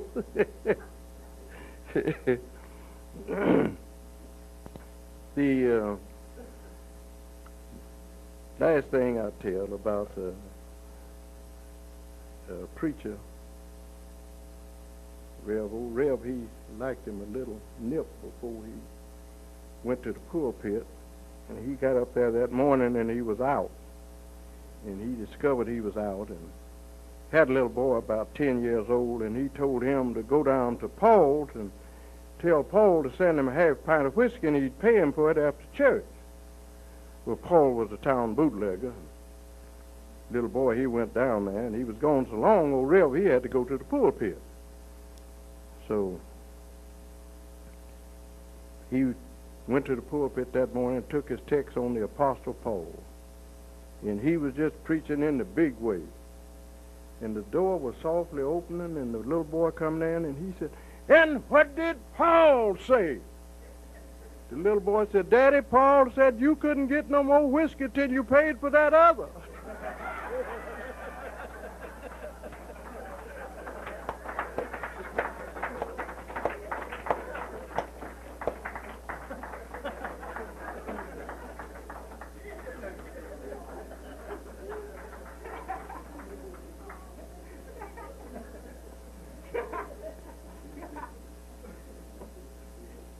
Well, this is the agitational work session of this conference.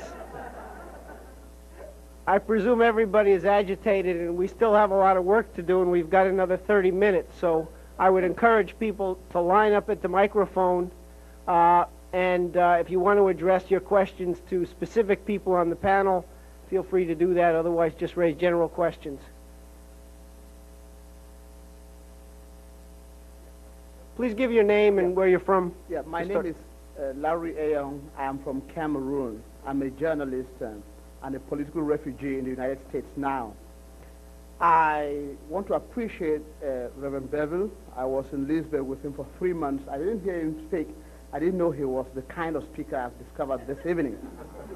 I realized that the blacks in the United States are so preoccupied with daunting problems that they do not have time to think about the problems of the continent from which they come. And I understand that their problems are very daunting because I discovered now the depth and the magnitude of the problems that the black man has in the continent.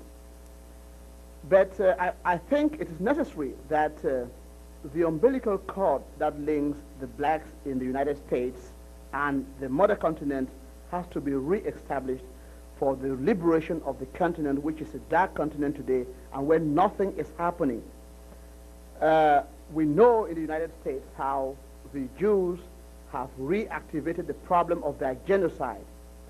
We have been seeing genocide reoccurring in the African continent without even being reported.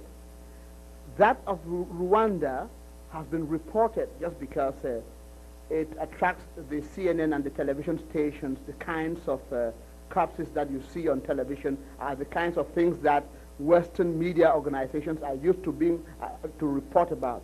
The kind of genocide that occurs in the parts of Africa I come from, a country and a place where the last road is about 100 kilometers from my village. There are 3 college graduates from the whole area. There's no road. I do not want to take you very far into that. I just want to say that this is the only organization which has a policy and an interest in the problems of the African continent. And my 5 months of association here in the United States with them, and 1 year back when I was in Cameroon, have discovered that this organization, while being genuinely interested in the problems of the African continent, has not yet developed a consistent policy on the treatment of African problems. And I think that now that we are here and realize that this continent needs salvation, and it can come only from the West, this organization has to devote special time and special interest on tackling the problem of the African continent. I do not want us to do it again like the Kaiser did it back in Berlin in 1884, where Europeans sat and conceived a program for the African continent without the participation of the Africans. And that is why we have the conceptual problem we have today in Africa about the nation state. Everybody is talking about the sovereignty of the nation state, the sanctity of the human being, but there are no nation states in Africa. What is happening in Africa today is that parts of the territory had been carved out and divided by the colonial powers, what we call the imperialist division of African territory, and endorsed by the Anglo-American establishment. And it is this country which endorsed that division of the African continent, and it is the origin of the problems of the continent. We have seen the best blueprints you can ever conceive in terms of economics here in this organization today, but you can't put down those blueprints because the political landscape is so bad, is so catastrophic that you can't put those principles down in Africa. We've seen, when you talk about, let me give you a simple example, where, like what we learned here about the water catchments, where we can bring the water catchment around the Zaire River right to the Lake Chad Basin and try to green the desert. The micro-states and the presidents whom I consider as the managers of the estates of the imperialist nations back in Africa will not allow you to pass through their territory. They will tell you that I'm a sovereign nation and I can decide that I don't want this canal to pass here, or The kind of train gauge that I want is an 8 inches gauge. I don't want a 10 inches gauge to pass through my territory. So we have to address the problem of the African continent about the nation states, which are the real impediment to development. The peoples of Africa have never lived in those kinds of boundaries, and so long as the Anglo-American establishment and North American institutions recognize those things as nation states and deal with them, there will be only genocide in Africa. Thank you very much.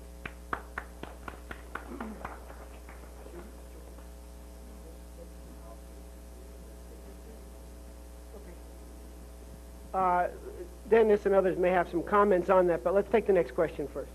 All right. My name is Trevor. I'm from the University of Maryland. Questions for Reverend Bevel.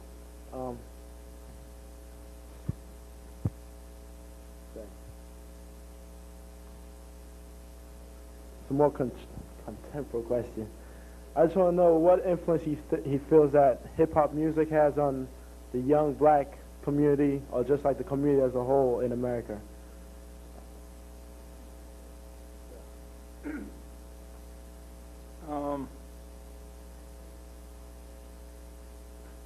First of all, in a people, music is a medicine. Okay, it's medicine. And when a people are oppressed, generally, the oppressing group takes the vulgar music of that group and feeds that vulgarity back to the youth to keep them from intellectual development. And that's what is happening. For instance, like, let me give you illustration of music. I went to Albany, Georgia in 1962, and the church was packed with young people, high school students, and Bernice Reagan was that in as a student, and a girl named Ruthie Harris, and they were singing. And just listen to this. Ain't gonna let nobody turn me around, turn me around, turn me around. Ain't gonna let nobody turn me around. I'm gonna keep on up. Now, this music made these people express like the American revolutionary principle. And before I be a slave, I'll be buried in my grave. Give me liberty or give me death. That kind of music is revolutionary music, and it's devastating. So that the enemy of the people wouldn't want that kind of music played. What happened right after the killing of King and Malcolm, the whole shift? What are these guys, Superfly and these guys? See? They came with all this stuff. And all this stuff is not authentic music. It's not authentic music. It's where you take an ambitious, ignorant person and glorify them. And so then you make people have disdain for the beautiful and for the sacred. And the way you enslave a people is you turn them into vulgar people. You get them away from that which is profound and dignified and beautiful. And you make them glorify vulgarity. And so right now, on the college campuses and the high schools and around about, the end thing is to be vulgar, to be crude and lewd, and excellence in speech and in thought and in work is demeaned and downplayed. And so that's what is happening now. So that kind of sexual trifling music that is of no consequences is designed to make people little in their thinking, and it does not inspire them to the great noble principles and idealism that a people have to have in order to change their condition. So the question is, who is that music inspiring, and what is it inspiring them to do? And who packages and sells that music, and who promote that music, and who nurse and nurture that music and make sure it's out there? Who is that? You see what I'm saying? Now, when the struggle for the right to be educated right, that struggle will be coming up because it's natural, it's time for us day breaking, a whole new music that express the authentic aspirations and needs of a people as they fight to establish themselves as a dignified people. And so that's the music that will come out of the young people who turn to the responsibility of liberation. I don't know whether did you go to the Howard Theater at the Crampton Theater? And back in 1936, Amelia wrote a play. And you from the University of Maryland, right? You guys should do that out there. You really should do that. Then you get, but you should get that play, and then you get a glimpse on how a person back in 36. Now that's a long time ago, right? That's like 50 some years ago, right? Almost 60 years ago.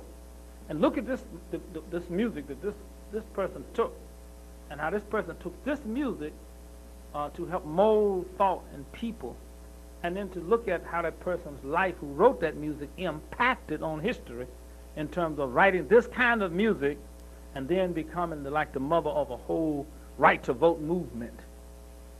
Okay, so the music inspired people to another level of excellence. So this music that we have perpetrated on us by the enemy is to keep people into a non-aspiring for excellence. Do you understand what I'm saying? And that happens also when, in terms of the old blues. See, the enemy run music on us and have us thinking it's our culture. See? This is your culture. Yeah. That becomes a game, and that's a war. And that's one of the reasons we really do need to do a lot of, people here need to help set up workshops on campuses and in communities so that you can really be informed on how the enemy is really working on you. Because when all of your young people can't come together and hold a discussion about anything relevant, right? What do you think that is? Those people who sing that music, can they in fact think an idea all the way through? No. So that music reflects that they don't think ideas all the way through, right? Okay, so that's a cultivated culture perpetrated by the enemy of the people and processed upon the people. And it's designed to kill us, spiritually and intellectually.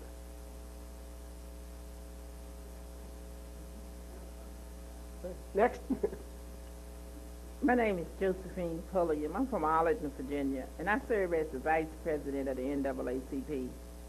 And I'm speaking on this because right now it seems like I just have one or two, but I'm trying to start a movement to change our voting rights in Virginia.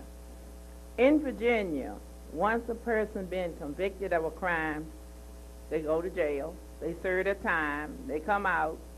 Even after they answer their parole officers and they finish with all that, they still cannot vote until the governor decides that he's going to pardon them.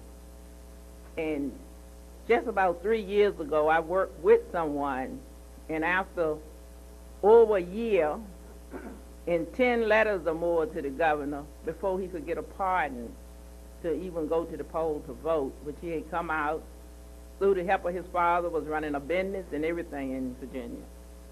And I would want to see them voting rights change, and I'm trying to start a movement to get them changed. And I just want the prayers, and I need help and directions and all to go along with it.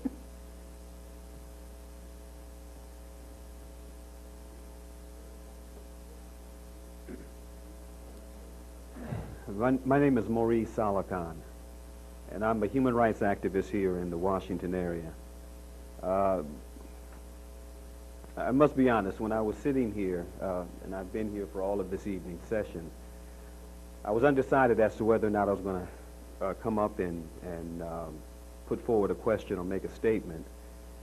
And then something just happened about, 15, 20 minutes ago that made the decision for me. I got a page from a young lady who is an aunt of a young man who's been locked up now since he was 15 years old. She gave me, in fact, she had called and left something on my voicemail the other day, and I just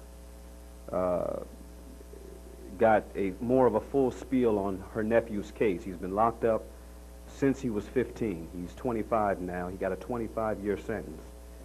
And immediately as she was relating these things to me, I thought about Terrence Johnson. That's a case that I along with a group of others here in this area, worked successfully on. I mean, it's one of the few success stories that come out of this kind of activism. And Terrence is going to be coming out next month after 16 years of arduous struggle within the system. As you can see, this case resonates deeply in this area, all throughout this area.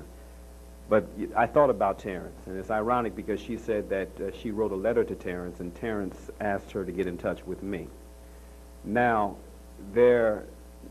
on Nightline last night, they did something on a capital punishment case of a retarded man in Texas, was just executed, I guess, 2 days ago. And Dennis, this question I want to put to you because you are aware of the Otay case, the Willie Otay case. Willie Otay was the first person executed in the state of Nebraska in, I forgot, what was it, 20 some odd years. And he was just executed in September, and the circumstances surrounding his execution are just absolutely blatant. But see, we had this case last night that was aired on Nightline. We had the Willie Otay case, the call reflective of what's going on within the criminal justice system, and with the kind of legislation that's been passed on the federal levels and what's being passed around the states throughout the country. I mean, the already record number of incarcerated within this country is going to triple within the next 10 years. My question is, what is your perspective as a representative of the organization on what's going on within the criminal justice system, especially as it relates to, you know, these long, excessive sentencing that's going on, and also capital punishment? What's your perspective? And what is the organization, the Schiller Institute, proposing around this whole issue of crime and punishment in America and the trend that's going on right now? I think actually we can take this question in 3 parts. First, Reverend Watts has some things to say about it, maybe even 4 parts, because Jeff may have a few things to say about it. But I had asked Maury to make some comment actually concerning the Willie Otay case, because it's a particularly heinous one, since the man was clearly innocent. But of course you have a lot of those now. But I want to take this as the opportunity to sort of respond to a couple of things that already came up, and then we go Reverend Watts, and then Reverend Bevel has something to say, and Jeff may also. The basic perspective we're taking, it's irrelevant to the question that was asked by the people from Cameroon, or at least by the person from Cameroon here in an earlier day, is this. And we've talked before about, you have to understand, we're in a situation, as I see it, I'll speak from my standpoint, we're in a pre-revolutionary situation in the United States. We're in a situation where there's a capability of building a revolutionary movement. The revolutionary movement has to have constitutional principles. What that means is that it's got to be organized in the conception in which Dr. King organized his movement. What Lyndon LaRouche has proposed is that 20 million pieces of literature have to circulate over 18 months in the pores of the American population. You've got to read. You've got to shock people. You've got to shock them not with effect, but with substance, with content. Now, the truth of the matter is that there is no criminal justice system in America. There is a criminal justice system in America. That we can say. But there's no way to get justice for anybody in America. It cannot be given. It cannot be given as long as the case against Lyndon LaRouche and his associates stands. You can't get justice. You can't just get justice for anything. You can actually do nothing in America about Africa at all until that's dealt with. Nothing. There's no program for Cameroon. We would be completely wrong to in any way emphasize any place in Africa for any purpose before we accomplish that. And so would you, because it can't be done. Because you have to understand what you're dealing with. You have to understand something. It is over for Africa because Africa is slated to die. And that is all there is to it. It is over for people in this country because you're slated to die. That's all there is to it. There's no justice system. There's nobody to appeal to. There's no organization to appeal to. There's no Schiller Institute to even appeal to in that sense. What you've got is you've got a group of people in the United States who've got to realize something. As of right now, we stand on the cusp of history where we can make a certain kind of decision that Dr. King and those who were with him made decades ago. Oh, it was there, right there for America, and America rejected it. As a population, rejected it. So you have to understand that there can be no sentimentality on this. We have to be clear. What I mean is this. The population is presently, there's a question as to whether or not the population is morally fit to survive. But at the same time, there's no question about what the crisis is. Now, we've seen in our exoneration campaign, you all are familiar with it. Many of you came, I think, because of that campaign, through that campaign. We know what the LaRouche case augurs. But what's the point of it? 20 million pieces of literature circulated. Subscriptions to our newspaper bought and purchased. People going out in the street and organizing and discussing the ideas. And forming organization which is based on the idea of elevating people and reaffirming the dignity and the sanctity of human life. Remember that the death penalty was reversed in the United States largely in the aftermath of the wave of action around the civil rights movement. Just go back and take a look at when the death penalty was reversed in the United States and look at it over against the civil rights movement. That's an important perception to have. And what I think, in terms of our organization, one specific thing that we've said, which LaRouche has pointed out, is that the privatization of prisons, he has a proposal that that there be a series of pamphlets, one of which will be on that topic. Others will be on the health care question. Others will be on other topics. We have a pamphlet on education right now. But all of these are supposed to circulate one after another, but with one pamphlet that's always there, which is the exoneration. The exoneration issue is always up front. Why? You have to understand, we face a situation in the country where our inaction, our moral inaction as a nation, threatens to exterminate the human race. Now, that doesn't mean that America is the problem. I think Lyndon LaRouche made that very clear earlier today. That's not the problem. And what Reverend Bevel's tried to point to is that the problem is us. The problem is us and our inaction. See, so whenever people, and I'm not addressing this to Maury because Maury knows we work on these things, right? And we have a very clear idea about what we're going to do on this. But the perspective of the organization is you've got to roll the whole thing back. You've got to oppose it, no matter if 95% of the population is for it. It doesn't mean anything. 95% of the population being for capital punishment is no more meaningful than 95%, and this wasn't even true. But a large percentage, let's say, of the German population all being for Hitler would have meant that you shouldn't have fought Hitler. You can't make a judgment like that. You've got to make a moral judgment. And the issue involved for us is to really get serious about this. On economics, same thing. We have an economic policy as a group of programs. And it was said earlier, well, you have these policies, but these things, how can these things work in Africa? Because after all these people in Africa oppose these things. Well, let me be very concrete with you. Then if that is the case, then Africa is doomed. Well, if you're right, then there is going to be no Africa. Now, you can take your choice, but that is the way that it is. Now, we didn't make it that way, but that is the way it is. And we are not about to in any way delude anybody, including you, about the idea that there is any other way to do it. Now, if that means to you that you're looking at half of Africa disappearing, then I submit to you, you may be looking at that. And you better be prepared to live with that, because that just means that you'll have to face the fact that it may be too late because of the inaction that has happened so far. That's how we live. We are responsible for what has happened. There is no way of going backward. And if you don't go with these policies, everybody will die. 100% will die.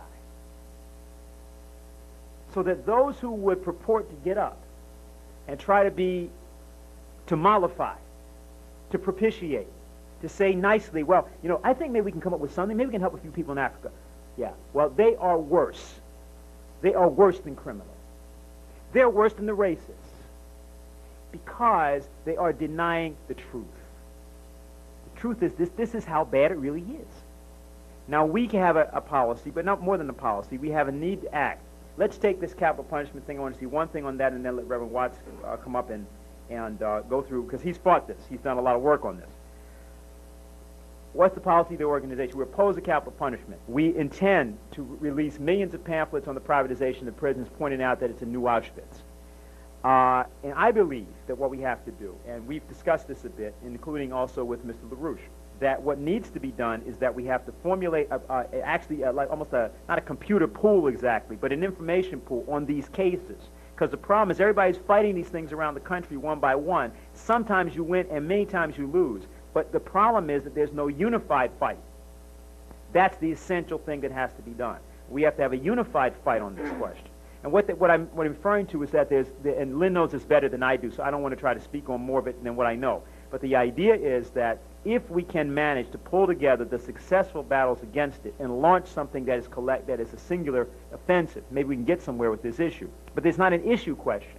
The capital punishment is more a symptom of what's the directionality of the society. So what we've got to do is we've got to move these 20 million plus pieces of literature, and we've got to create a movement of people. We've got to uplift people to be able to fight for the moral fitness to survive. And that is where we are directing. That's why we have this panel tonight. That's what the idea of agitation is, that all of you have to be in this thing full time. If that may not mean you quit your job in terms of being full time, it just means that mentally, full time, you have to be committed to what we're talking about. And if that happens, then we can begin to address these things in a much more successful way. And our rate of success will also increase. But it's a military question. And I thought that it should be just posed that way.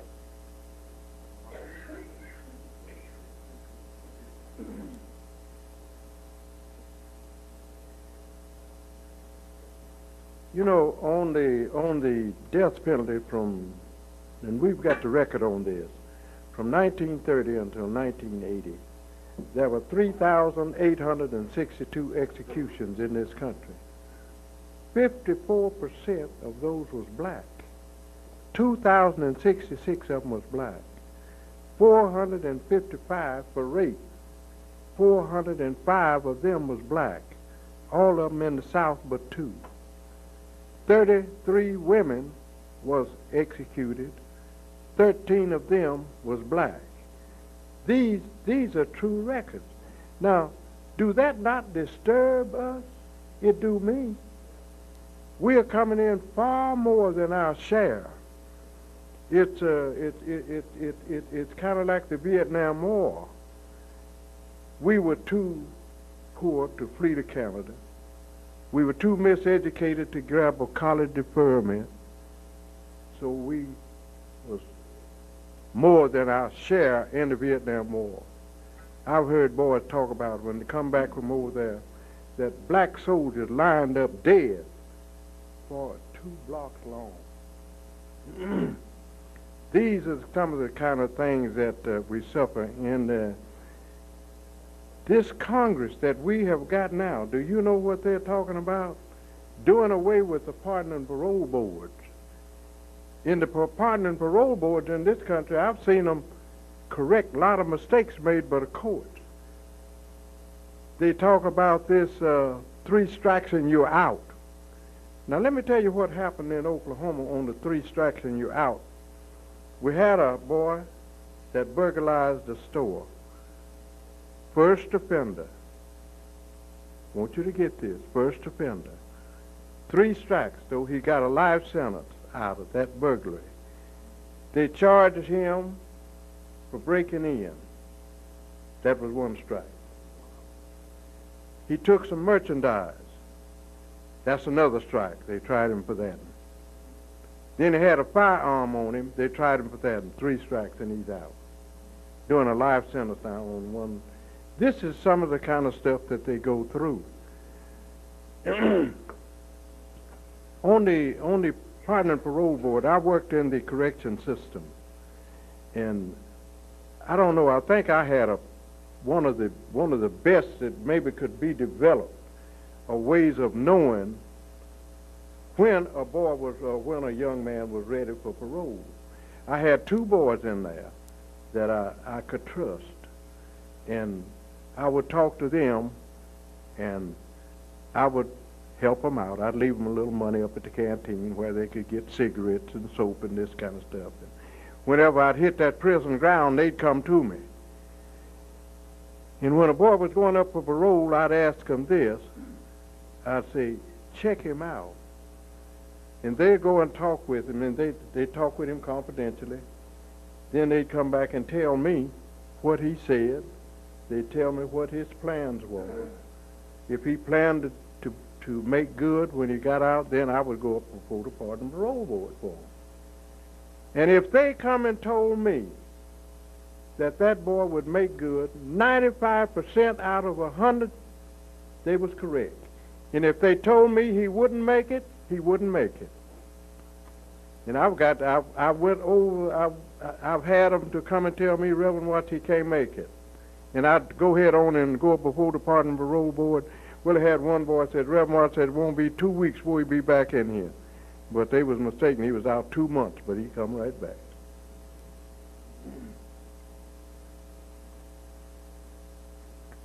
I'm going to just add one brief comment, and we will have time for one more question. Gentleman sitting right there behind the microphone.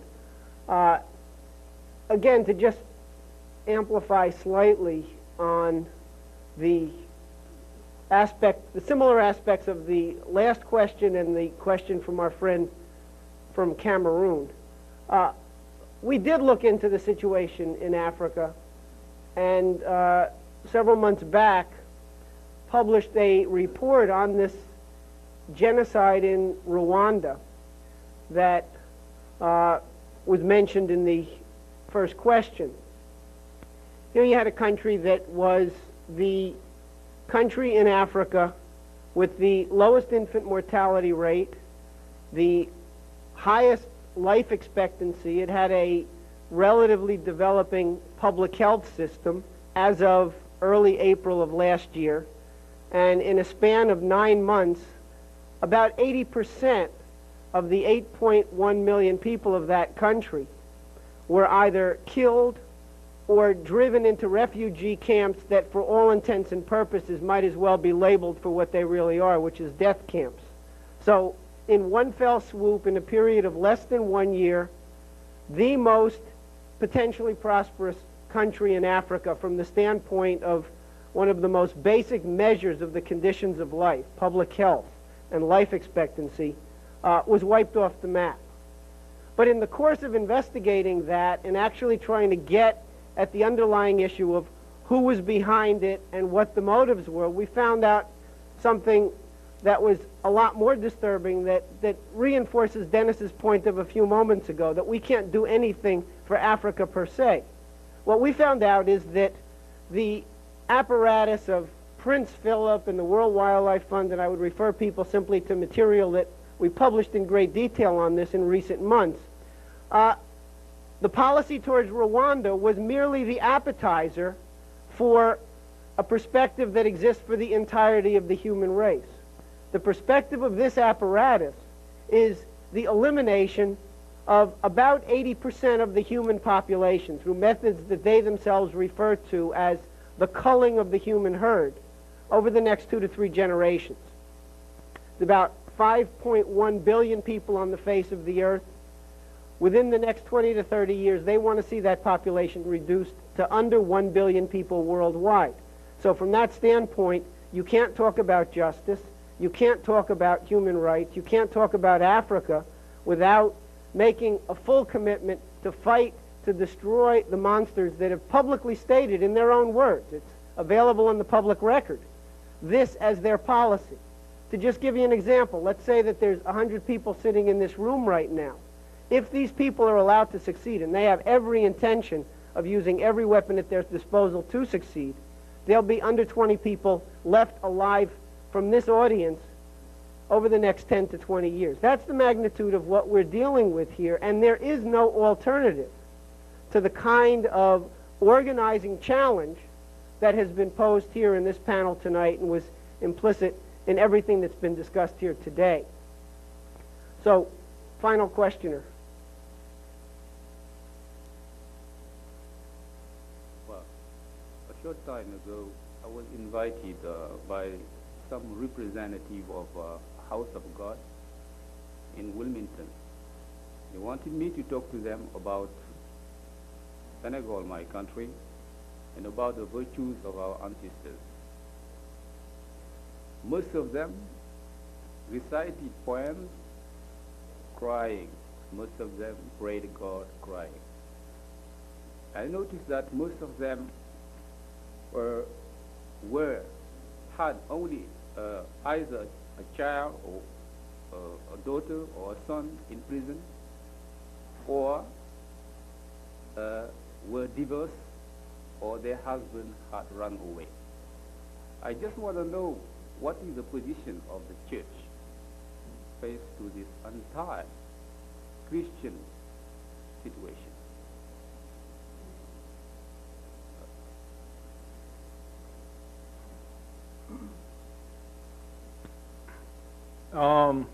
From a science point of view,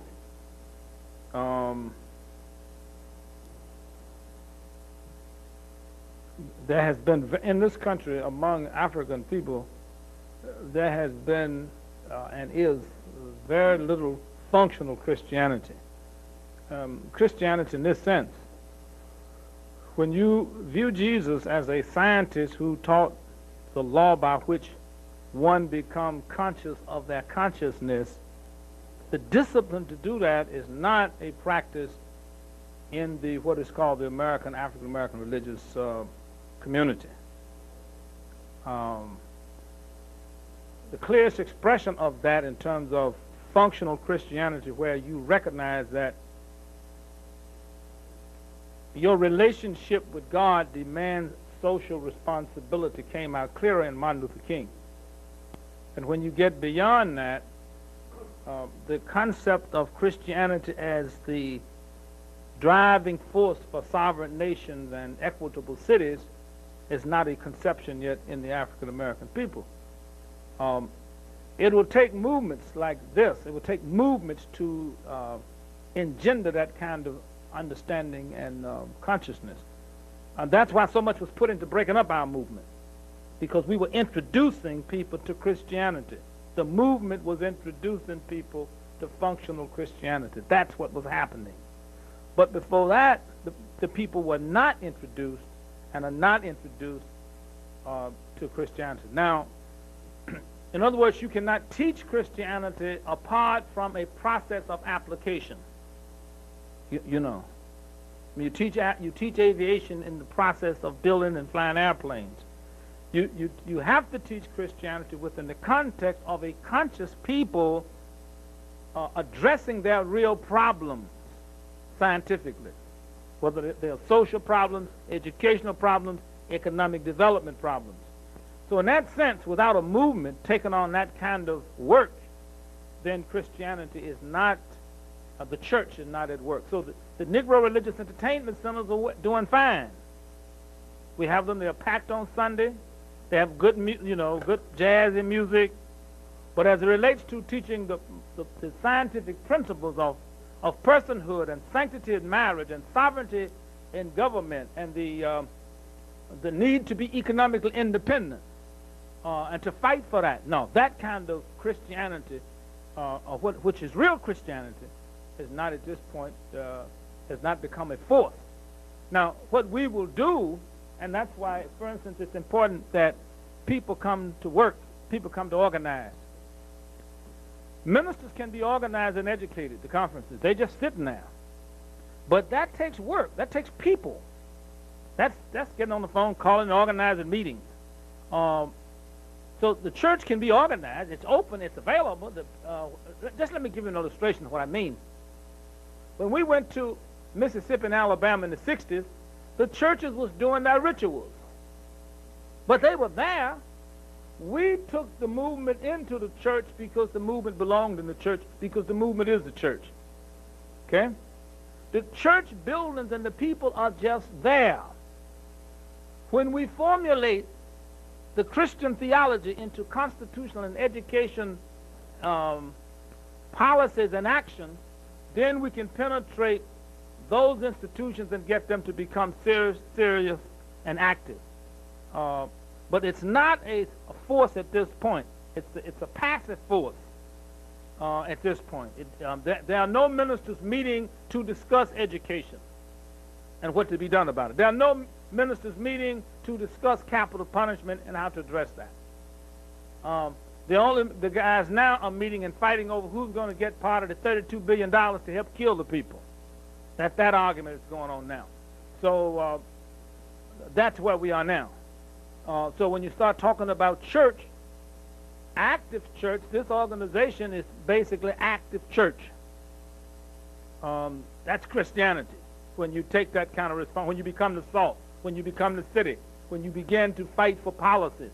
And our churches historically have not even understood the responsibility of the church within a free country to establish policies. They don't work at establishing policies. They are not even conscious that that is their responsibility. So we do not have that kind of vibrant force at this point that is giving leadership. We have to develop that. And going back to what Dennis said, you see, it's cold-blooded. What you as an individual is not willing to get with other individuals and organize and make happen, it's not going to happen. The people are under attack around the world, the third world people. The policy to eliminate these people is real. The budgets have already been appropriated, $32 billion on the American scene, but there are not people, organizational leadership coming together to say, let's address this and let's stop this. And what we're saying here, if we don't do that, it will not be done. Just like the Jews didn't do it in Germany, so they got wiped out. Or the indigenous American people didn't do it, and they got wiped out. Okay, so there's nothing that say, just because we're here, we will survive. The question that Dennis and LaRouche raised, are we morally fit to survive? If we do not take on certain kind of responsibilities from a Christian point of view, we're not morally fit to survive. But if we become Christians, yes, all the options and opportunities for turning the thing around exist. But there have to be people with the spirit and consciousness to do that. And without people dedicating themselves to real work, that consciousness will never develop.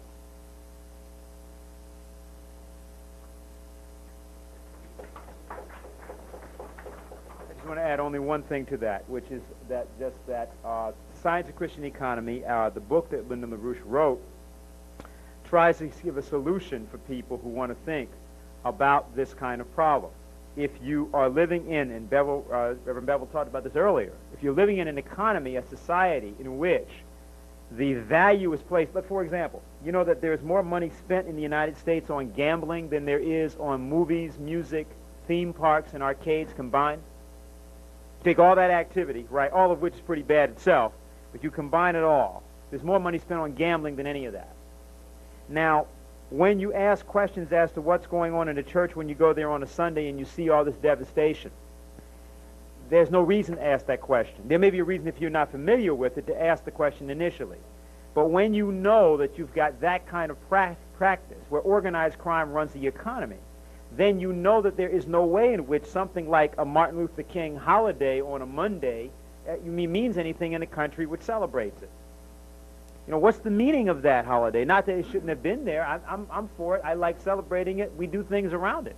But the fact of the matter is that you're living in a country which basically will kill someone that is hated. The government will kill someone and then elevate the person to a kind of a pantheon of the gods, like they did with Malcolm X, whom the country completely hated, couldn't stand, despised Malcolm X, right? And elevate this guy to the pantheon of the gods because they want to kill Louis Farrakhan. So in order to be able to kill Louis Farrakhan, you might call this a case of the attempt at black-on-black crime. Use Malcolm X to kill Louis Farrakhan. And everybody in America, not everybody, but many people sit around and tolerate that. Say, well, I don't like Farrakhan. You can't talk about Farrakhan and Malcolm X in the same way. Well, that kills me, right? Farrakhan is really controversial, but Malcolm X is okay. And you have white people who say, everybody says this. When you're dealing with that level of brainwashing, don't be surprised by very, very absurd things that confront you in everyday life. What we have to do is, as a movement, and what we're dedicated to as a movement, I'll be straightforward about it, is that we break illusions. Not because we're ruthless, not because we're brutal, but because illusions will kill you. What you don't know, contrary to the belief that what you don't know won't hurt you, what you don't know will kill you. And if you allow somebody to walk around with an illusion, they'll kill other people. So the thing that we have to do is you have to be an iconoclast. You have to break down the icons, break down the illusions. Then you have a person whose mind is opened up, and they say, okay, now, but here is the solution. Here's what you can do. And this has to be the nature of how we do things. No illusions. The truth has to be allowed to speak. And it can be spoken in a beautiful way. It can be spoken in a loving way, but it has to be spoken. So I would just say that on this question of what we have to do in terms of the agitation and the work, that what we have to do with the literature in particular, with the exoneration campaign, with these things that we've defined, this is the way to cause America to rise to the level that it has to rise to in order to be able to be used as the kind of instrument that it should be used for at this time in history. I want to thank everybody. This concludes the evening panel. If anybody has any further questions, you're welcome to come up to the front of the room for the next few minutes. Otherwise, the literature table should be congregated and crowded with people picking up material to bring back with them. Good night. South Carolina, because it's a good case. First of all, the entire legal code was revised. Then a series of laws were passed. The South Carolina legislature passed a homesteading law to aid farmers. This didn't exist in the South. They passed a law extending the right to vote to all males over 21. White males did not have the right to vote in South Carolina unless they were landowners, and that meant that 85% of all white males did not have the right to vote. So they gained the right to vote, as did African American males. There was also debated on the floor of the legislature a measure to extend the vote to women, but that failed. Property was taxed at full value for the first time in the plantation system's history. And what happened was that when they began to tax the property at the full value, the plantation owners had to give up the property. And that was not because the taxes were high. In fact, the taxes were lower than the average tax rate in the northern states of the United States. But it was because actually the landed property owners, the plantation owners, were completely in hock to the British banking system, particularly the Brown Brothers Bank, which owned about 65% of all of the plantations of the South. And as a result of this, the land was ceded, and this went over to farmers and to individuals. The state legislature then authorized $700,000 for the purchase of plots of land, no smaller than 25 acres, no larger than 100 acres, and these were distributed essentially at very, very good terms to the various planters and farmers. And you have to remember that at the time that this legislature came into existence, there were 400,000 new citizens who were African Americans. The population of South Carolina was predominantly African American, about 70%. And these people were now completely new citizens who had been slaves. And so you had a massive education problem, and you had massive training problems, obviously labor problems. One of the things that was passed was that there was a law passed which created, for the first time in the South, universal public education. There was no such thing as public education for whites in the South at all. And that was created by this revolutionary legislature, which was predominantly African American, in 1868. Further, all schools were integrated by law. Not only were all schools integrated, but all public places were integrated. Not places of worship, but all public places, places of amusement, places of business were all integrated. All public conveyances were integrated as well. That meant whatever trains and so forth. Railway systems were built. Money was given for infrastructure and so forth. One of the problems that emerged, however, in the course of this revolutionary action was that, of course, how do you pay for this? And what occurred was that when it came to the questions of finance, it had been decided in the South Carolina legislature that you shouldn't let anybody black be involved in money. So that the committee, the finance committee of the legislature was an entirely white body which had gone to Wall Street and had purchased a loan, gotten a loan for about $3 million, $2.6 million, at 18% interest.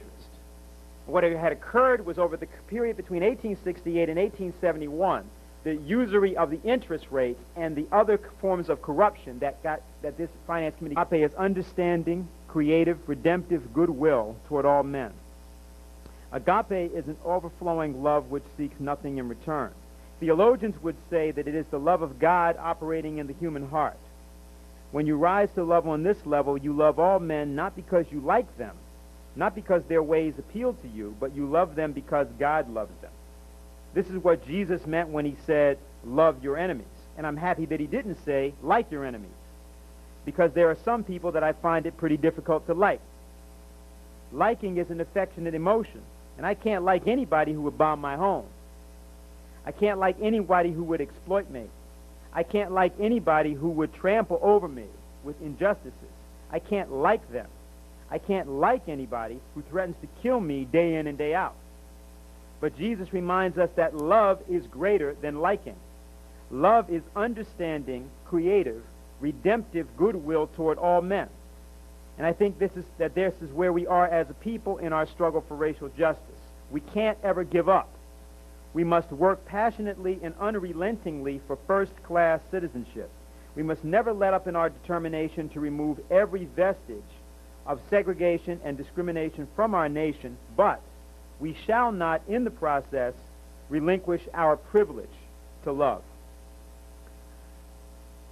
That's the first point. The second point I'd like to identify is the quoting of the Battle Hymn of the Republic in the speech that was given in the third march, which culminated in the large rally that you saw in Montgomery, Alabama. And because of the way in which, of course, King had, over the period of several years, particularly from 1963 to 65, continually invoked the image of Lincoln, I think it's important to say something here concerning Lincoln and concerning King's relationship to Lincoln.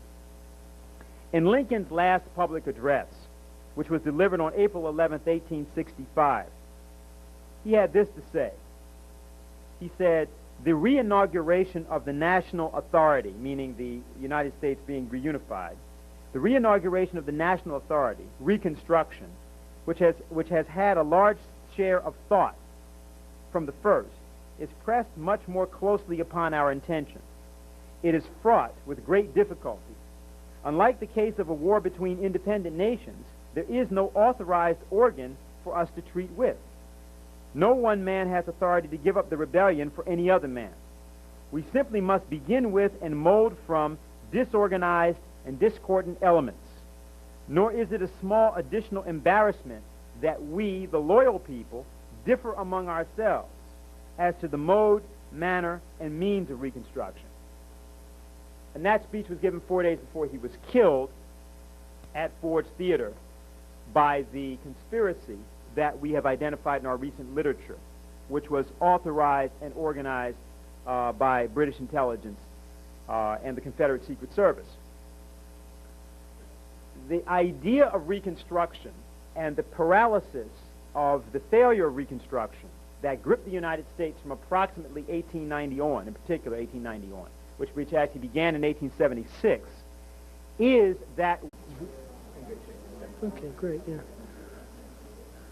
I want to welcome all of you to the evening panel of this Schiller Institute Martin Luther King Conference. And I want to begin this concluding section by reminding people of two diametrically opposite images that Mr. LaRouche referenced during his keynote speech this morning.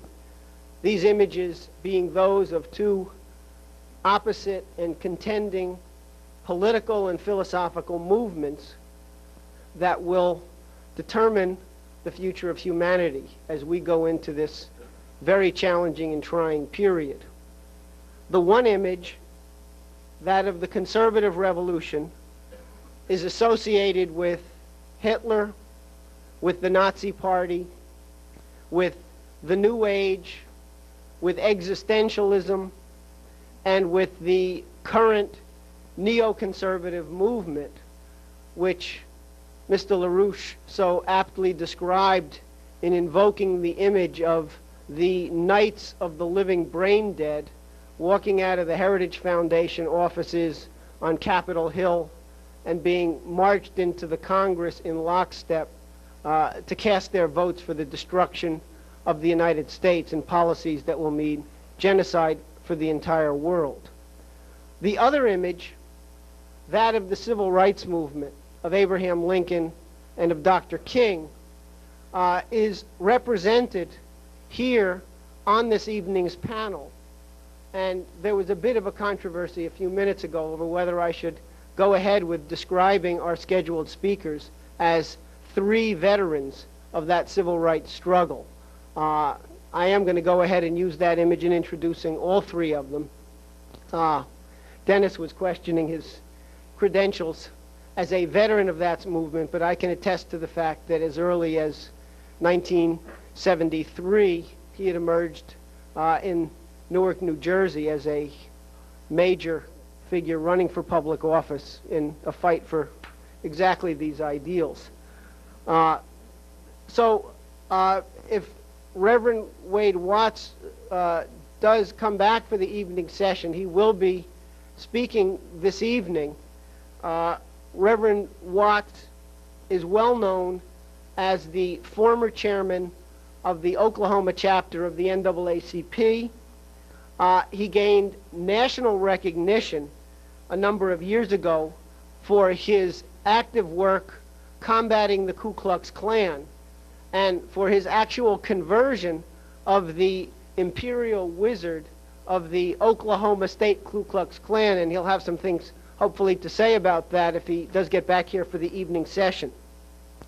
Dennis Speed, a longtime political associate of Lyndon LaRouche, is the Northeast Regional Coordinator of the Schiller Institute and has been involved in the Washington, D.C. area in particular over the last year or so in a number of very important projects. Reverend James Bevel, familiar to everyone here tonight, was the former Direct Action Coordinator, which was that which Martin Luther King fought against. The King's movement, the civil rights movement, as the actual simple civil rights movement, the technical movement of the civil rights movement, was actually created for the purpose of reestablishing what had already been passed into law in the United States from 1868 to 1876. There is no right fought for by the civil rights movement which was not fully extended to all African Americans and to all poor whites by 1876. Every single one of those rights was there, was in place. And every single one of them was overturned, was overthrown. The revolution called Reconstruction after Lincoln was carried on by such individuals as Thaddeus Stevens, Frederick Douglass, Henry Carey, who had been Lincoln's economic advisor, and others. But without Lincoln in the White House, and even though Grant did his best and others attempted to do as well as they might, without Lincoln's vision in the White House, it was impossible to make Reconstruction actually deliver upon that revolutionary promise that it had initiated, that it had begun with. It's important to say a little bit about this because this is a completely slandered period of American history. And I want to say a little bit about this because you have to understand, I think, that when we stand here today and we speak about the reason for which this conference was called, the conception of the conference is that there is a second global Reconstruction and a second American Reconstruction, or a second American Reconstruction and the global Reconstruction that follows in context or in tandem with that. That must be initiated, and that is what this conference is about. That is what it is our intention to argue that we must agitate to cause to occur. The one example that I'm going to give you, and there are many that could be given about the United States South, because those were the most progressive governments ever established in the United States. The most progressive governments in American history were those southern legislatures of Alabama, South Carolina, less so Georgia and North Carolina, Mississippi, Louisiana, and Florida in particular that come to mind, between the years 1868 and about 1876. And I want to tell you a little bit about one of those examples, namely South Carolina, because it's the most slandered. South Carolina is the example that is used in the movie Birth of a Nation. That's the example which is used to give the reason for the necessity of the Ku Klux Klan in D.W. Griffith's infamous movie by the same name. When, in 1868, the revolutionary legislature of South Carolina came into power, the state of South Carolina had $10 million in debt, and it had $45 in the till. That was the situation. There were 84 black and 72 white legislators in that legislature.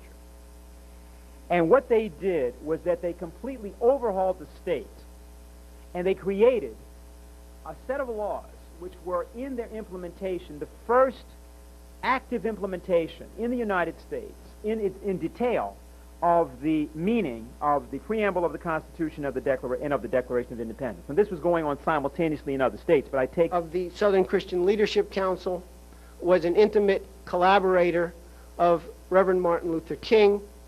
Following the assassination of Dr. King, Reverend Bevel fought for the survival of the civil rights movement by demanding that there be a fair and honest trial for Dr. King's accused assassin, James Earl Ray, and warned prophetically that the movement would go through terrible, traumatic struggles if that fight were not conducted.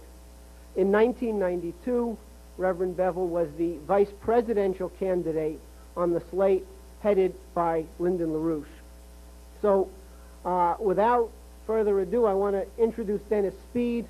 And as I say, if Wade Watts does get back in here, he'll speak at some point during the panel. Otherwise, after Dennis speaks, we will turn the floor directly over to Reverend Bevel. Thank you.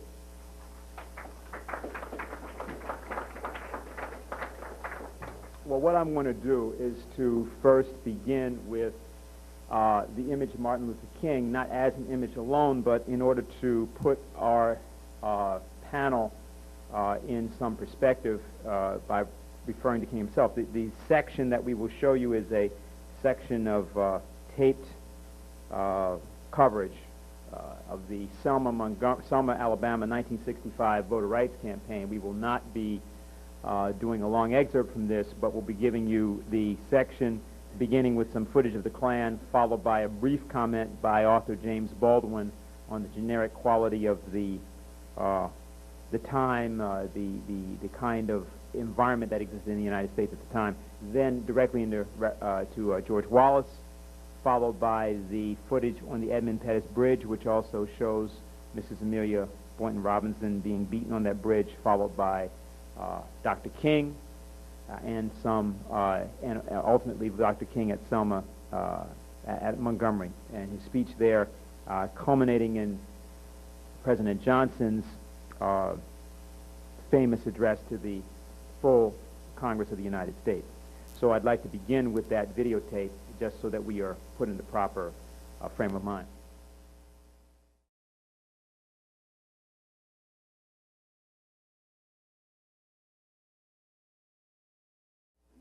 Now, as we know from this morning, when Lyndon LaRouche referenced this issue of conversion and the power of that idea, that there's something that was at work in the case of King, and there's something that needs to be working in the case of any movement, which I think is important to understand. But I want to also call your attention to 2 points, really, in what I want to say. First, there's a quote from King from a sermon he gave, which was called A Christmas Sermon on Peace. And he discusses the idea of love that we know as agape. And he says that the Greek language has another word for love, and that is the word agape. Agape is more than romantic love, and it is more than friendship.